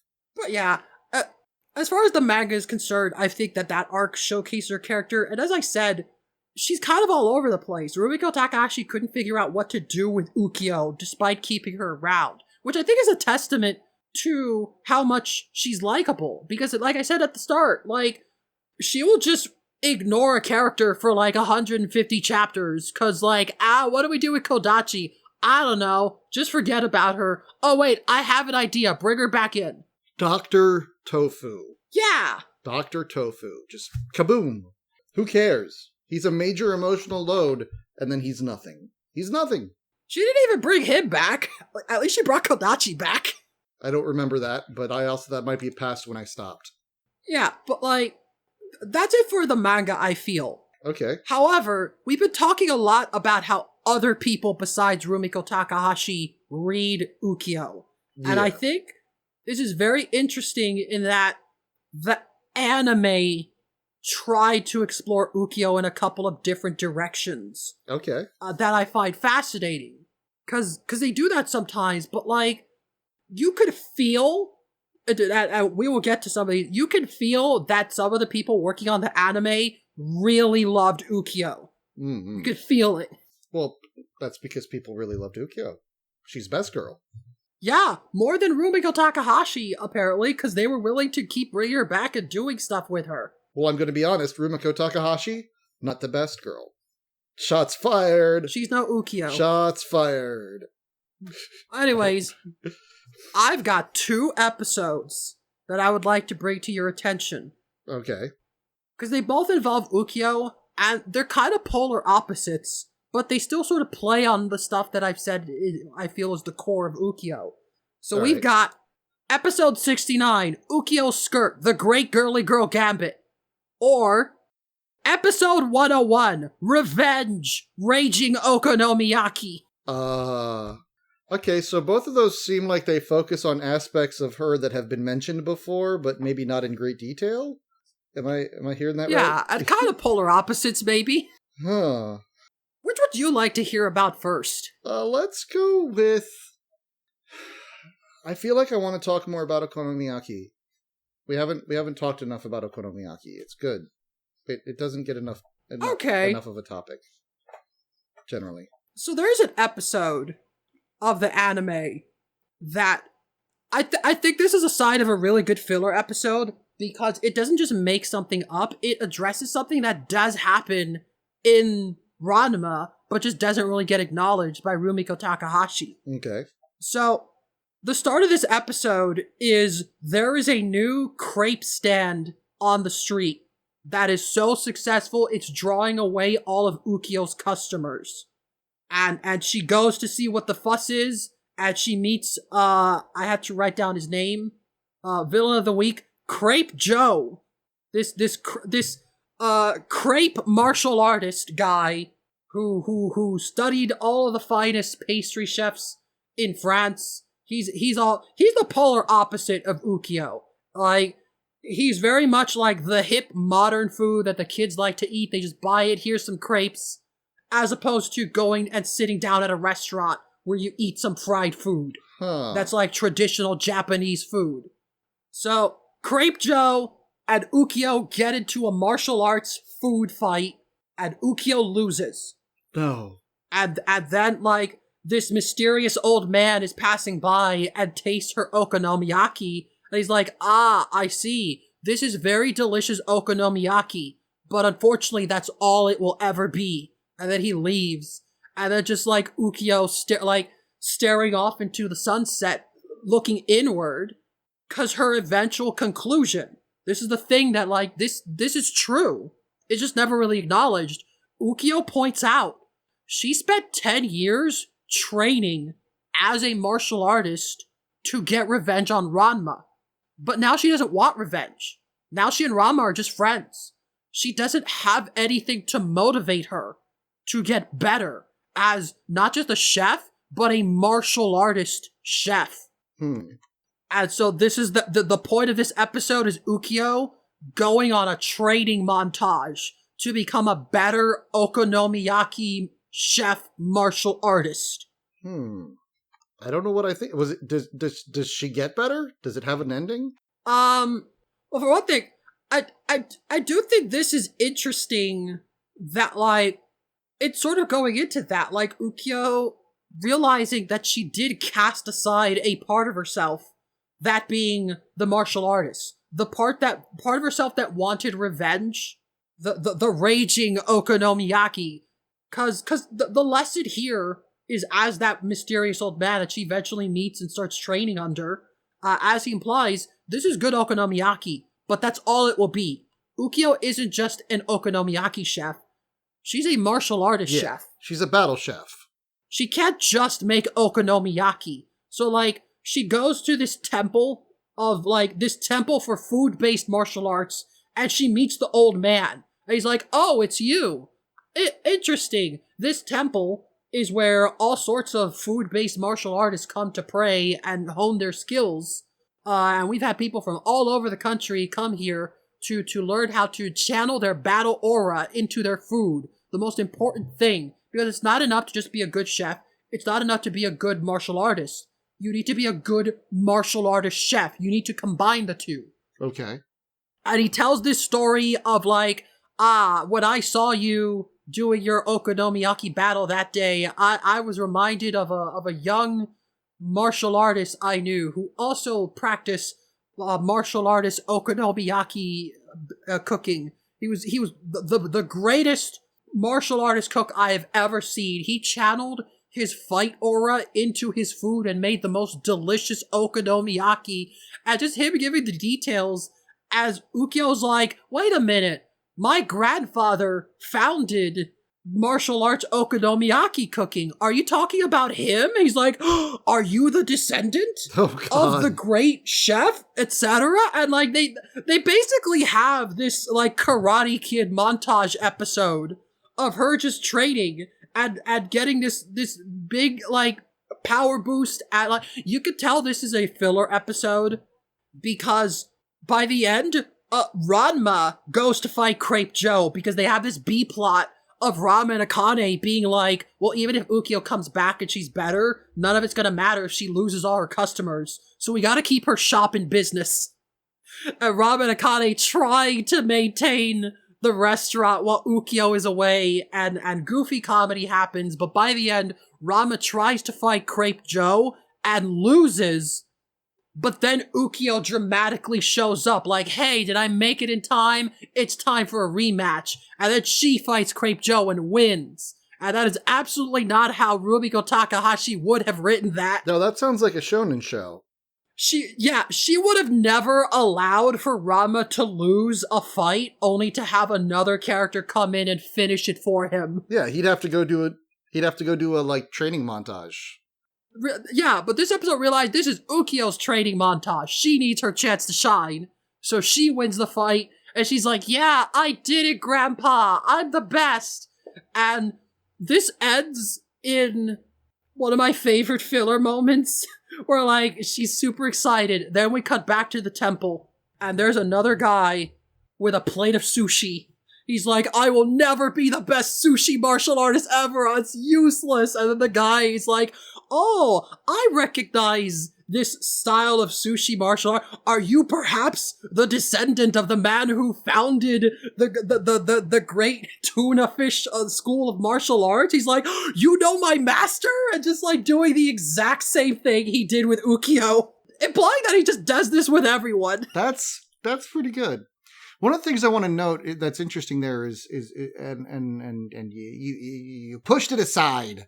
You pushed it aside, but Rumiko Takahashi wouldn't let Ranma lose unless he then goes on a journey of his own to develop a new technique or something, and then either win or win by default. So he would have to go through the same thing and learn it. So instead, I guess that's why it's a filler episode. I'm thinking about how would Rumiko Takahashi have handled that. I guess they just wouldn't have fought. Yeah, if she did a story like this, I think it would be like the martial arts fine dining story of just Ranma loses to this guy who's focused on this martial arts he knows nothing about. So now Ranma has to learn how to do food-based martial arts, and then perhaps Ukyo can be there to help him train. But this filler episode decided, let us explore this part of Ukyo's character. Let us explore the fact that she is a martial artist. She spent 10 years training to get revenge on Ranma. This is a big part of her that she's basically cast aside. At giving her this moment of introspection, of just staring into the sunset after the old man talks to her, of like, he's right. I am not motivated. My fight aura is weak.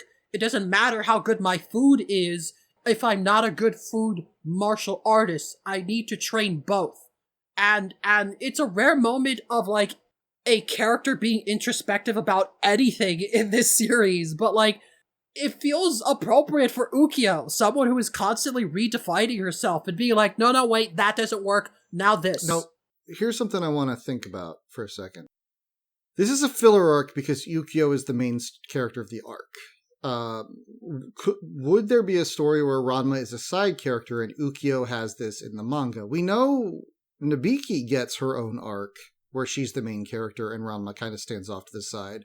Is there anyone else? Does Akane ever get to do that? Does Ryoga? I suppose not really, but like, yeah, even that, like, even when someone else is the one having the fight or whatever, Ranma's still there, being there to react. Yeah. We still need Ranma to be the perspective character. If Ranma isn't around, we just don't see it. It's gonna be off screen. Like, the perspective doesn't leave Ranma or Akane. I'm not talking about perspective. For the most part. I'm more talking about, like, you know, like, the Nabiki arc, it seems unique in a lot of ways because it's something where Ranma is not our main fighter. Are there... The thing I'm asking is are there any other times besides that Nabiki story where Ranma is there but not the main character? Because I can't think of many off the top of my head. I think it's probably because there's not many. I don't think it happens very often. Yeah, it is rare. There might be one or two I'm forgetting, or there might be some weird ones where like for example, there's the one where like Shampoo gets challenged by her arch enemies from China, these two twins that she has beef with. But like, that very quickly becomes Ranma having to fight the twins, and Shampoo's just there. Yeah. Like, the story starts about Shampoo, but then it becomes Ranma having to fight the people. Doesn't Ranma have to fight Tsubasa or something like that? Or have to deal with Tsubasa? Yeah, basically, like, Tsubasa shows up and is like, you're not good enough for Ukyo. And Ranma's like, oh yeah, Ukyo loves me. Look at me, I'm getting Ukyo's all over me, just, like, wanting to, like, win against this new person. So, like, yeah, in that story, Ukyo isn't really the main character either. Like, Ukyo's just there to be the instigator of this new event where Ranma fights someone else. Like, it's very rare for Ranma to not be the one doing the main action. Yeah, and I think that's what's standing out for me right now so much about this story, just because that's not a thing that happens in the manga. In the anime, you know, I'm sure that they split that up more often because they had to. Yeah. Do we want to go talk about the other one now, or? Yeah! So, we got that. The exploration of Ukyo as a martial artist. But then we got the Ukyo skirt episode. And let me tell you, Ukyo skirt is perhaps the most fanfiction-y episode in the series. I can't imagine why. It has all the elements of a fanfiction. Let me give you the introduction. Ranma is at Ukyo's restaurant, just like, yeah, Ukyo, give me some food. Oh, you're the best, Ukyo, you're great. And then Ukyo basically pulls out a pamphlet as like, by the way, Ranma, there's this really nice, like, lodge with like a hot springs we could go to if you're interested. He's like, oh yeah, that sounds like a great place to train. She's like, no, not training, just like a nice little romantic outing, don't you think? And she's like, oh yeah, we could all go there and relax. She's like, no, just you and me. Like she's basically trying to arrange a romantic outing with Ranma, and he is not getting it. He doesn't understand that's what she's doing, and is completely oblivious. He's not very oblivious, to put it nicely. And then Akane shows up just to nag. which is maybe the first big fan fictionism. Akane just shows up like, Ranma, you said you were gonna fix the roof. You left to go get nails an hour ago. How can you be sitting here eating okonomiyaki? I'm gonna tell Kasumi not to make you any dinner. I'm so mad. Nag, nag, nag. Just being the typical anti-Akane characterization you would expect from a fanfiction. No, that's just how Akane always acts. That's just how Akane is as a human being. Always. That's why she is the worst girl. I'm not being serious. This introduction basically results in Ukyo realizing that, so Akane and Ranma are fighting. But you know what's also happening? Ranma is engaging with Akane. He is listening to her. He's having a conversation with her. Even though they're yelling at each other and arguing, he's paying attention to her. But when she's trying to do something, he kind of doesn't notice. And just Ukyo concluding that, maybe she needs to change something about herself. So, the titular Great Girly Girl Gambit is, basically she gives herself a makeover. And the biggest reason this is, this feels so fanfiction-y is that the plot of this episode is basically implying that the only reason Ukyo hasn't won Ranma yet is because she hasn't been trying. If she actually puts in the effort to seduce Ranma, everyone unanimously agrees she is the best girl. I think the biggest, okay, come on. There's a part where Happosai sees Ukyo after her makeup, and his response is to go get his finest suit, because obviously she and Ranma are gonna get married. He'd have to be insane not to put a ring on that. He doesn't even make any perverted jokes. It's just wow, Ukyo's such a catch, Ranma's such a lucky man, everybody loves Ukyo. Wait, he doesn't hit on her? Wait, what? No, he has to get his finest suit, so he's ready for the wedding. Well, yeah, but if you put on the finest suit so he could romance her, that would be something. No, she belongs with Ranma. Even Happosai could see that. I mean, he's not wrong, but this entire episode is just the entire cast. It's the entire cast realizing how great Ukyo is. Ukyo truly the best girl. She is, but you're saying the quiet part loud. I did mention Ukyo's, when she's wearing boys' or girls' clothes, it's not that different. So it is funny how, she goes to school, and she's wearing the girl's uniform. She has changed her appearance, except the appearance is 99% clothes. She doesn't actually change much about her appearance, but everyone is whoa, check her out! What's that? Tatewaki Kudo is who's that mysterious girl that I never knew that there was another girl at this school who could rival even Akane and the big-tailed girl. Could that be Ukyo Kuonji? Whose name I somehow know? I don't think he's ever acknowledged her in the series. Is he in the same class? Is he an upperclassman or is he in the same class? I can never remember. He's an upperclassman. He's in Nabiki's class. Right. Okay. That's, And see, here's the interesting thing. When she goes meets Ranma, it doesn't seem like the plan is working, so she seems a bit down. Because she goes and sees him, and it is admittedly pretty funny. He recognizes her because of the spatula. She's hi, Ranma! He looks at her in, the little dress, and then he looks at the spatula. He's oh, Ukyo! He doesn't see her. He doesn't... No! You're missing... You are missing the point, Edgy. He's not seeing her because he sees the spatula, but he doesn't hear the things she says. He doesn't see the efforts she makes. All he sees is a source of food and conquest, and he's such a user and such a piece of shit he doesn't deserve the way I do. But see, maybe her efforts are paying off, because he initially doesn't react. So Ukyo looks sad and walks away, and Rama's response to that is to go, oh, Ukyo seems upset. Did I say something wrong? I should go check up on her. He can do that? Which is very much not how he reacted in that opening scene. Ukyo was also upset there, but he didn't notice. But this time, he does notice. And he's like, oh, maybe I hurt her feelings. Well, that's because guys don't have feelings. You've got to be wearing a dress if you want someone to notice your feelings. That's just the way it works. Whenever I go to therapy, I wear a dress. So throughout the episode, you're no-selling my horrible gender joke. That's so mean. Oh my god. I put so much into that joke. It was so bad. Carry on. In this episode, so Ukyo, she's going all out. She goes to their house to ask Ranma out on a date, and this time she's like, hey Ranma, do you want to go for a walk in the park? Just you and me. Just a nice little romantic walk. And he's just like, okay. Like, Ranma does not know how to react to Ukyo now. As more and more characters start to notice and catch on to like, whoa, is that Ukyo?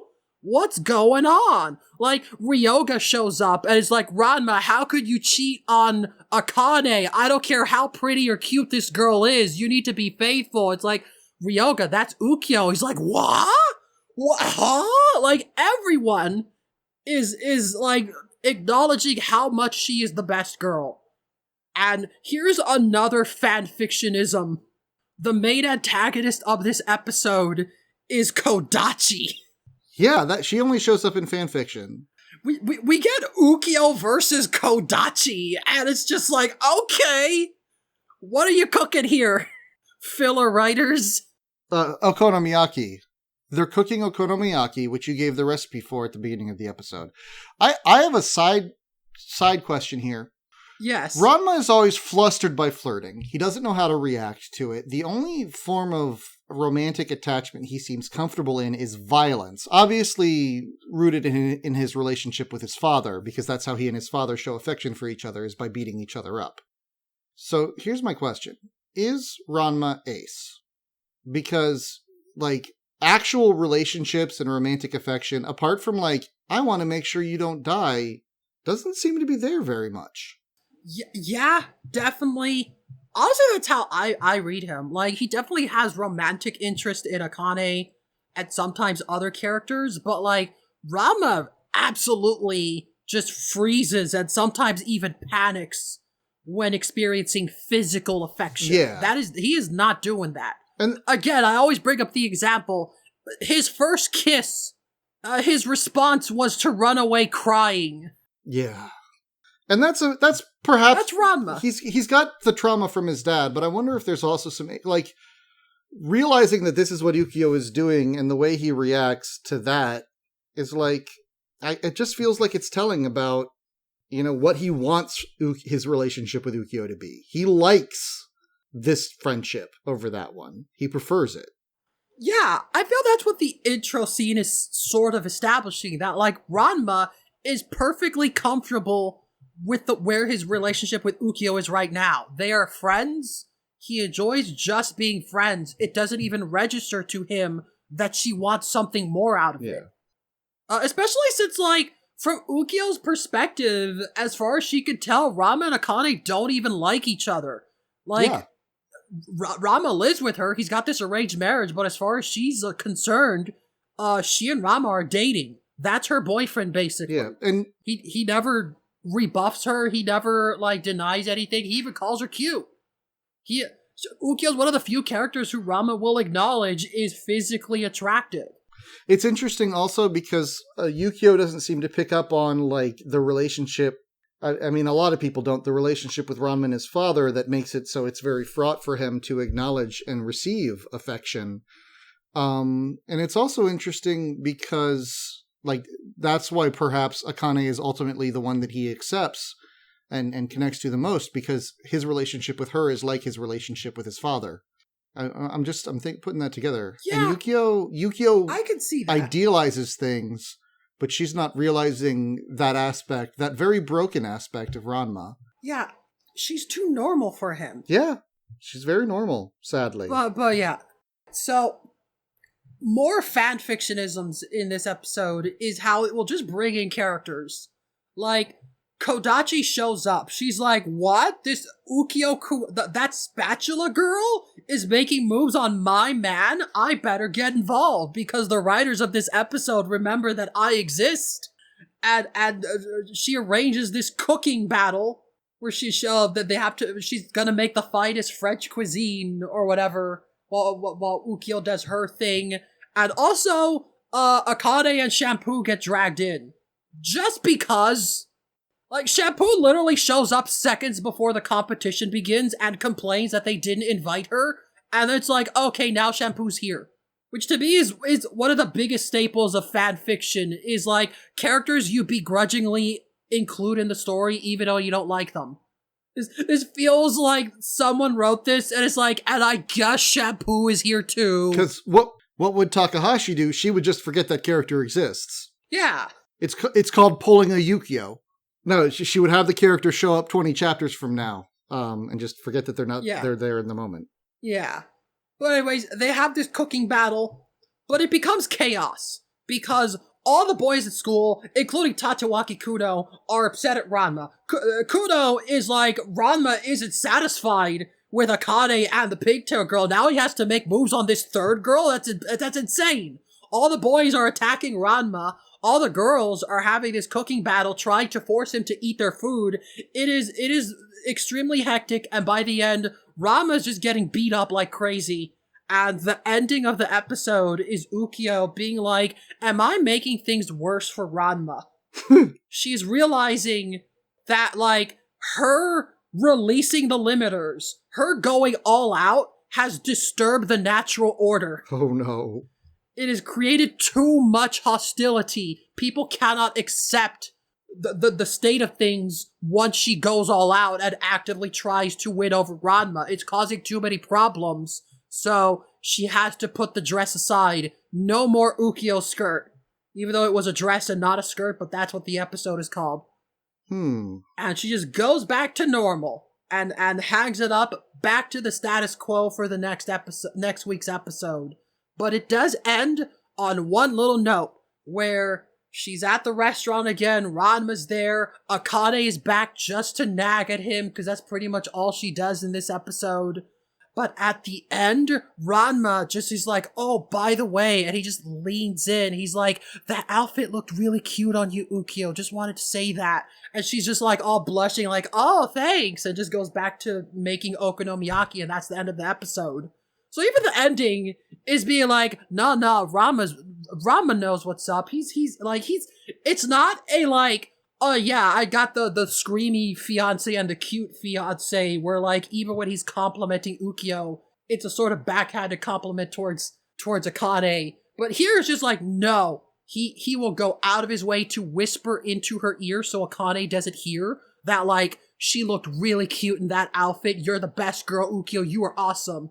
And that's the episode. Yeah, that sounds, I am seeing a little bit of fan fiction there. I'm picking up what you are putting down. That sounds fan fiction. Yeah. There's something interesting you said there.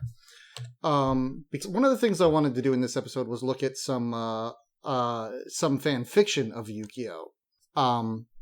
Yeah. And you said something there about what she noticed. How she noticed that the fighting intensified. It disrupted everything. Okay? And I would like to read some excerpts from The Bitter End that hit on that theme in Ukyo, like in one of the most divisive fan fictions that achieved popularity back in the 90s. May I? Do we have time for that? Sure. All right. Yeah. All right. So Ranma is sitting there in silence. Ukyo is cooking. I don't remember who Konatsu is. I think he's a side character. Yeah, that's from way later in the manga. So Ukyo says, Ran-chan, are you okay? And Ranma says, I don't know, Ukyo, we have to talk. Ukyo. He called her Ukyo. Oh boy, this was going to be one of those sorts of conversations. She took the seat opposite him and spoke to him gently. Ran-chan, I'm sorry. I didn't want to believe that you actually wanted to marry Akane. I never wanted to hurt her or you.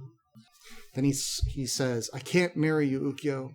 It's not that I don't like you. I do. It's just that I love Akane. You have to believe that I never wanted to hurt you. But I can't go on like this. It's tearing me apart, Ukyo. That's my attempt at a Room reference. It's not fair to me, to Akane, or to you. And she's, what do you mean? But she already knew deep in her heart of hearts. She had known for a long time. She still didn't want to believe it. Ukyo, Uchan, this has to stop. There has to be an end to all this fighting before someone really does get hurt. There's just no way that anyone can come out of this with everything they want. Ranma hung his head. I'm sorry, Uchan. You've always been here when I needed a friend, and I can't give you what you really want. I'm sorry, but I just can't. I hope that one day you can forgive me, that we can still be friends.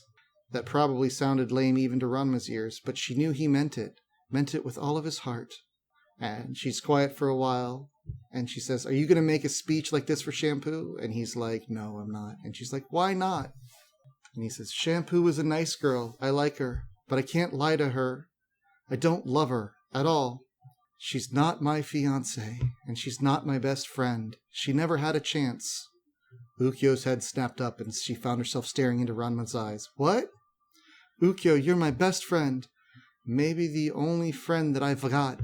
If I had never met Akane, if I didn't love her.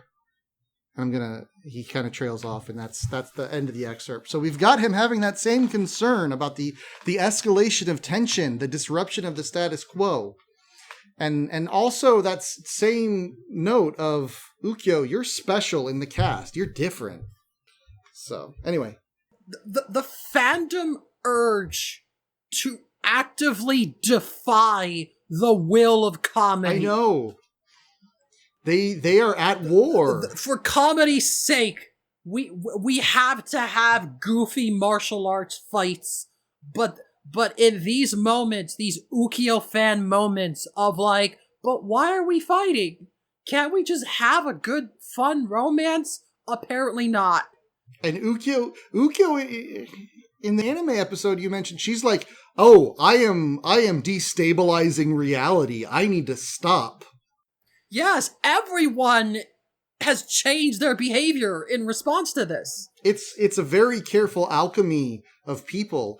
And in this fanfiction, things do not go well for anyone in this fanfiction. It is a grim fanfiction. It is a sad fanfiction. It's The Bitter End by Zen.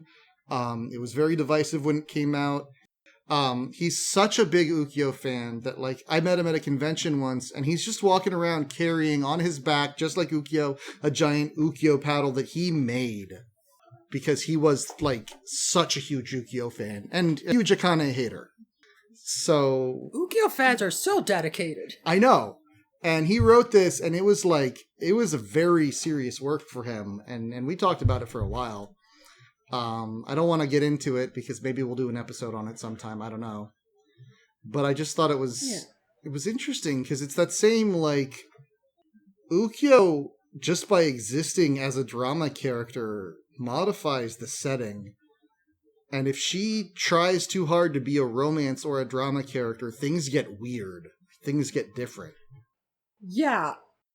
As we demonstrated, Rumiko Takahashi herself could not find a consistent way to drag Ukyo into the comedy dimension.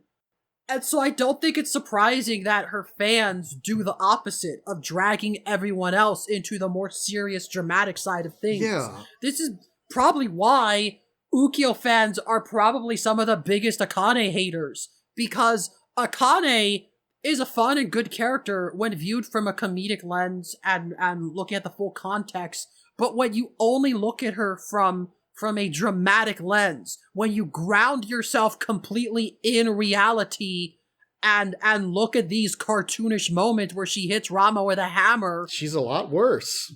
From a realistic lens, yeah, that's awful. Yeah. Even though that's not the lens the series is looking at the characters from, if that's how you explore Ukyo and apply it to everyone else, this is the natural outcome. Yeah. You have to have stories like this where Ukyo tries to win over Ranma and it just leads to more violence. It just leads to more chaos, and Ukyo, the noble-hearted, kind-hearted person that she is, decides enough is enough and goes back to the status quo for Ranma's sake. And yet, once again, casts aside something for the greater good, the way she always does.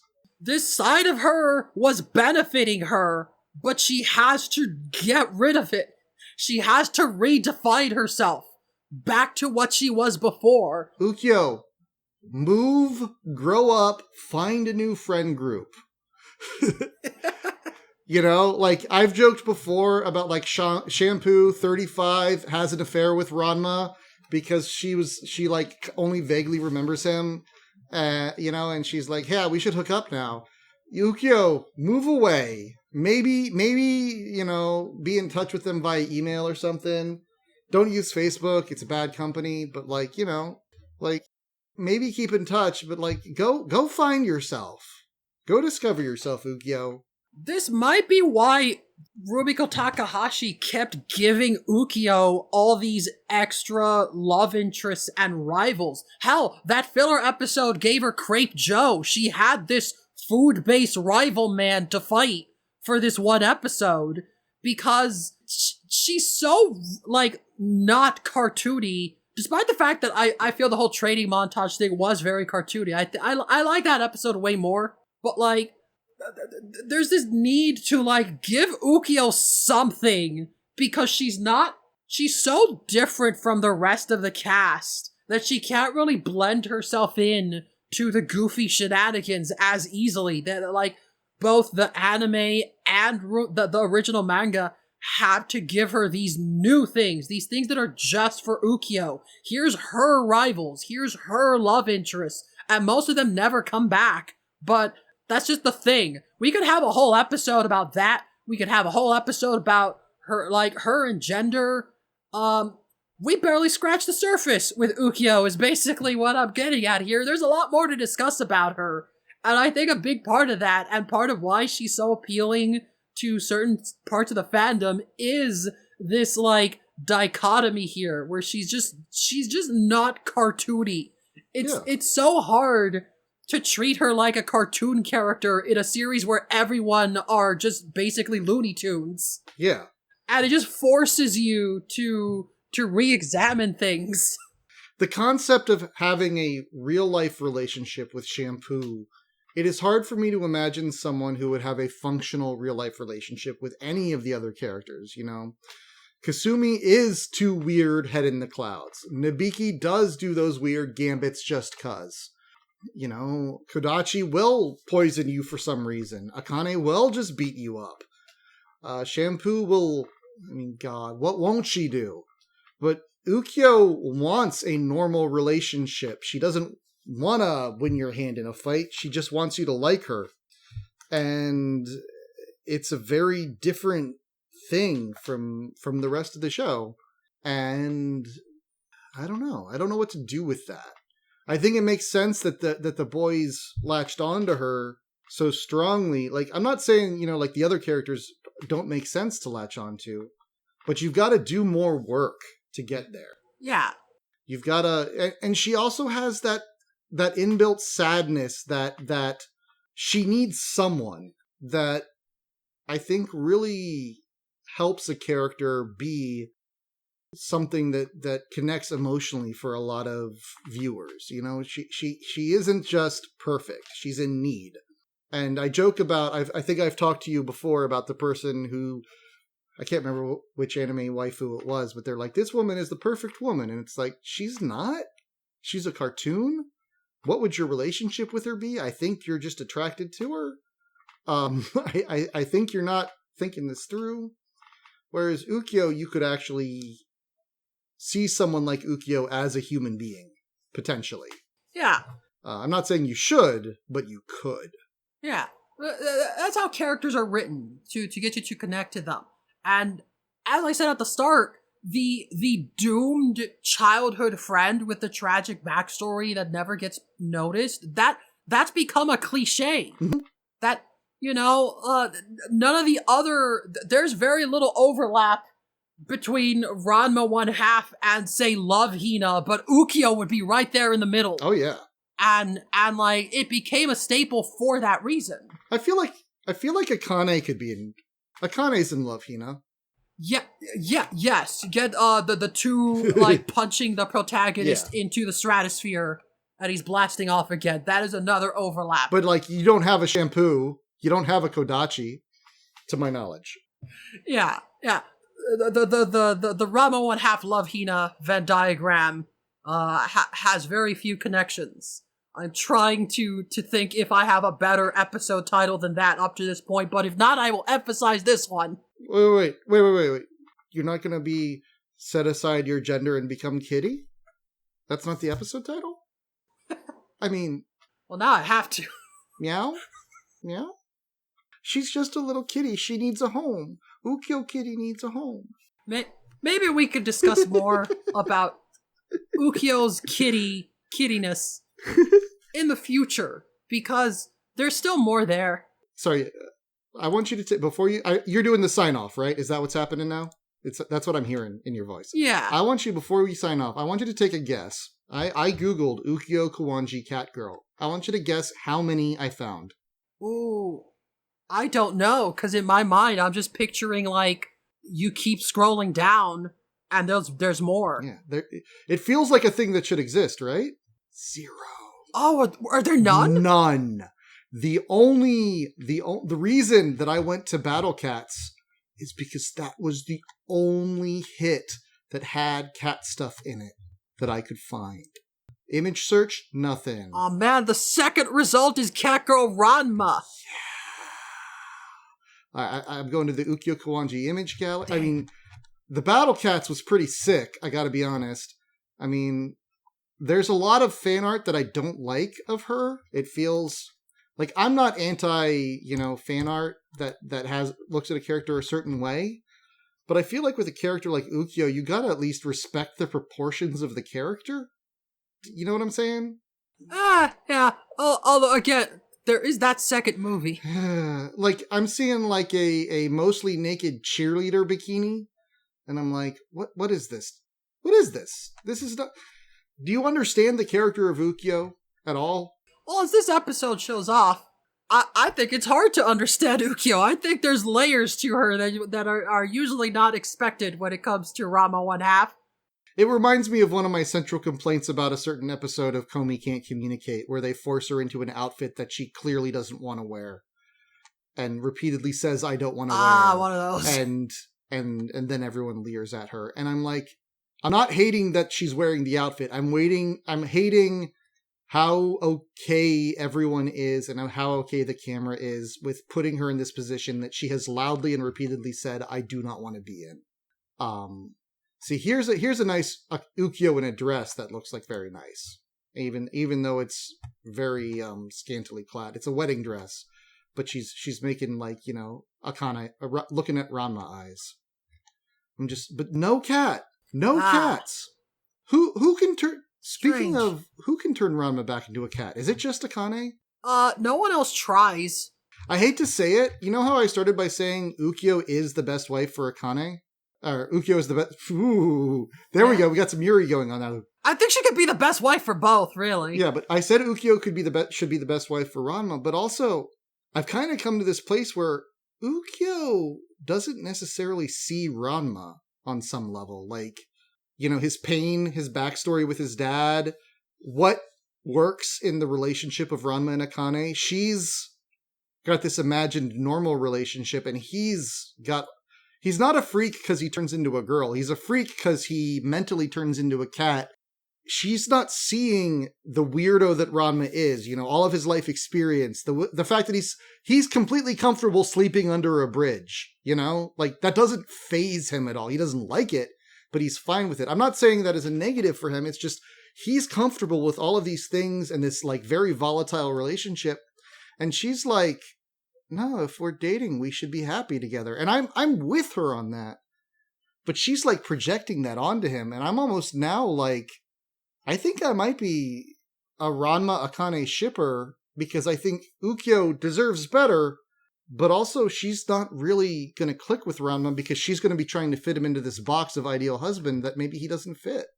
I think that Ranma and Ukyo could have a very good, healthy relationship.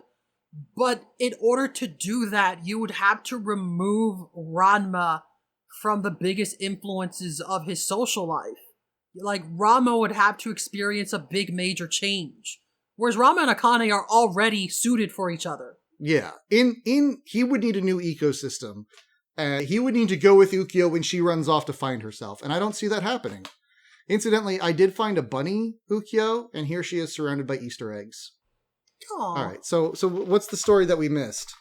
Yeah. You did remind me. I think one of the most important details about Ukyo in all of this, at the end of, well, not even the first arc, it is interesting, Ranma does not transform in that entire arc. Interesting. It's the next arc with her in it that she finds out he has this girl form. Oh, right. And the punchline is that at the end of the arc, we just get the joke of, like, they're at the house, it's nighttime, so presumably several hours have passed, and Ukyo just has the bucket and tea kettle just pouring them on Ranma over and over, like, boy Ranma, girl Ranma, boy Ranma, girl Ranma. And he's just like, are you done yet? And she's like, I could do this all day, boy Ranma, girl Ranma. She's enjoying it. She likes gender play. That's, I think, where a lot of people got that, you know? She's into gender play. Not in a sex way necessarily, but in a, like, it's interesting. She thinks about it. There are some characters who are perhaps maybe neutral to Ranma's transformation, like Kasumi, for example, treats Ranma the same regardless. But I feel like Ukyo's the only character to have a positive reaction to Ranma's transformation. She is having fun. The punchline is that it's several hours later, and she's still playing with the water, just having fun, and Ranma's almost even getting annoyed. Like, can we wrap this up, please? And she just keeps splashing him. She's having so much fun. I've got an idea here. Let's say Ukyo and Ranma do date. They go out to eat, and then they rock, paper, scissors to see who's going to be the guy and who's going to be a girl. And I'm not saying like they can't both be girls or can't both be guys, but they're like, it's always an open question when they go out to eat. Are we going to be a heterosexual couple today or a homosexual couple? I don't know. And I feel like that's kind of beautiful. Pride Month, everybody. Yeah. Yeah, again, there's like one line in the entire manga that even acknowledges the fact that Ukyo is presenting as male at school. And it's just never addressed past that. But she's such a cool guy. She's like the coolest boy. Yeah, she continues to wear the uniform, but again, that could be that she's poor. She's running a restaurant by herself. She doesn't have a big house like Akane does, but like, for whatever reason, this is how the character presents. Rumiko Takahashi loves characters with gender non-conforming presentation, but doesn't really explore the reasonings for that. She just likes the aesthetic, I think. And I'm all for that, honestly. I think it's nice that, like, it's not important. It's not relevant, it doesn't get addressed, doesn't get explored. That's just how Ukyo is. And you can read whatever reasoning there you have, but, like, that's just how she is. And yeah, you're right, I can picture her and Ranma going on dates, just switching up. Found a very interesting piece of, I think, fan art of male Ukyo and female Ranma just arm in arm, just hanging. I don't know what it's from. It's posted somewhere with they no look credits. Good like that. It's a good look. Yeah. There's definitely more to explore there, whether it's with Ukyo's gender, Ukyo's other romantic interests, or even just the rare wacky shenanigan that she does get roped in. You know, I said there's not a lot, but there are some. Yeah. That's the whole point, is that Rumiko Takahashi was inconsistent. These, I feel, are the stories that kind of show how much complexity there is to Ukyo, but maybe we'll just have to do another episode at some point to discuss the rest, cause yeah, there's a lot of layers to Ukyo. It's a good thing she's a chef, cause she sure is a lot like an onion. Or an ogre, but a cute one. Well, anyways, I think that's a good place to stop for now. Yeah. Ukyo's a good classic. She's like, Again, she's not very funny, so I can never bring myself to call her my favorite, but she's definitely the most waifu. It's hard not to like Ukyo. So are you calling dibs? Are you calling dibs on Ukyo? Nah. Then who's your dibs? Up for grabs. Who's your dibs? Dibs someone. Kasumi. Give me the Kasumi vibes. Is that because you don't really want to deal with like domestic tasks and she'd take care of all of it? I would help her with the domestic tasks. We do them together. Oh my god, that's so romantic. I approve. You have my blessing. If you listeners at home want to call dibs on a certain character, feel free to write that in at ramapodcast@gmail.com. But not Nabiki, I have dibs. True. We're making a list. Well, I hope everyone enjoyed this one. As I said, I'm assuming that like people listening to this don't know anything about Ranma except for what I say. I think that's the best approach. I don't want to confuse people. But even if you are familiar with a character like Ukyo, or if you're hearing about all of this interesting stuff about her for the first time, I hope there's just some interesting thoughts with her. And I hope you make that same sound that people see when her shirt gets torn open and we see the bound chest of like, oh. Yeah. Ah. It's an important sound to make. It's not just leering. It's so much more.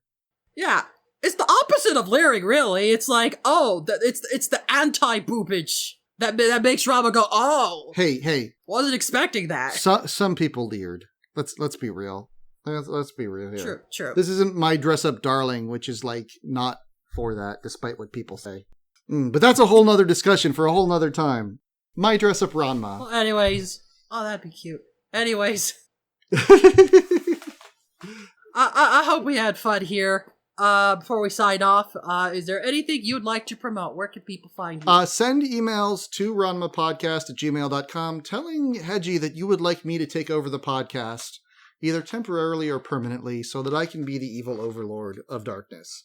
Also find me on Blue Sky. Okay, writing that down. Find me on Blue Sky at DYTTMA. That's Do You Think That Means Anything? It's supposed to be a podcast. Podcast editing is hard, so it might be something else. I don't know. I mean, come on. So we're still working on that, but when I start editing this episode, I'm going to put a timer so that I can see how long it takes me to get to this part. I'm curious. I'm currently in my skill level. Like for 1 hour of audio, it takes me about 2 hours minimum. And that's on a good day. Yeah, I can be slow. That's just a thing that's happening. But yeah, do you think this means anything?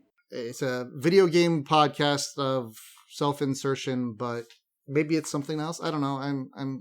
I started designing a tabletop role-playing game, and I got distracted, and don't hate me, bro. Yeah, it happens.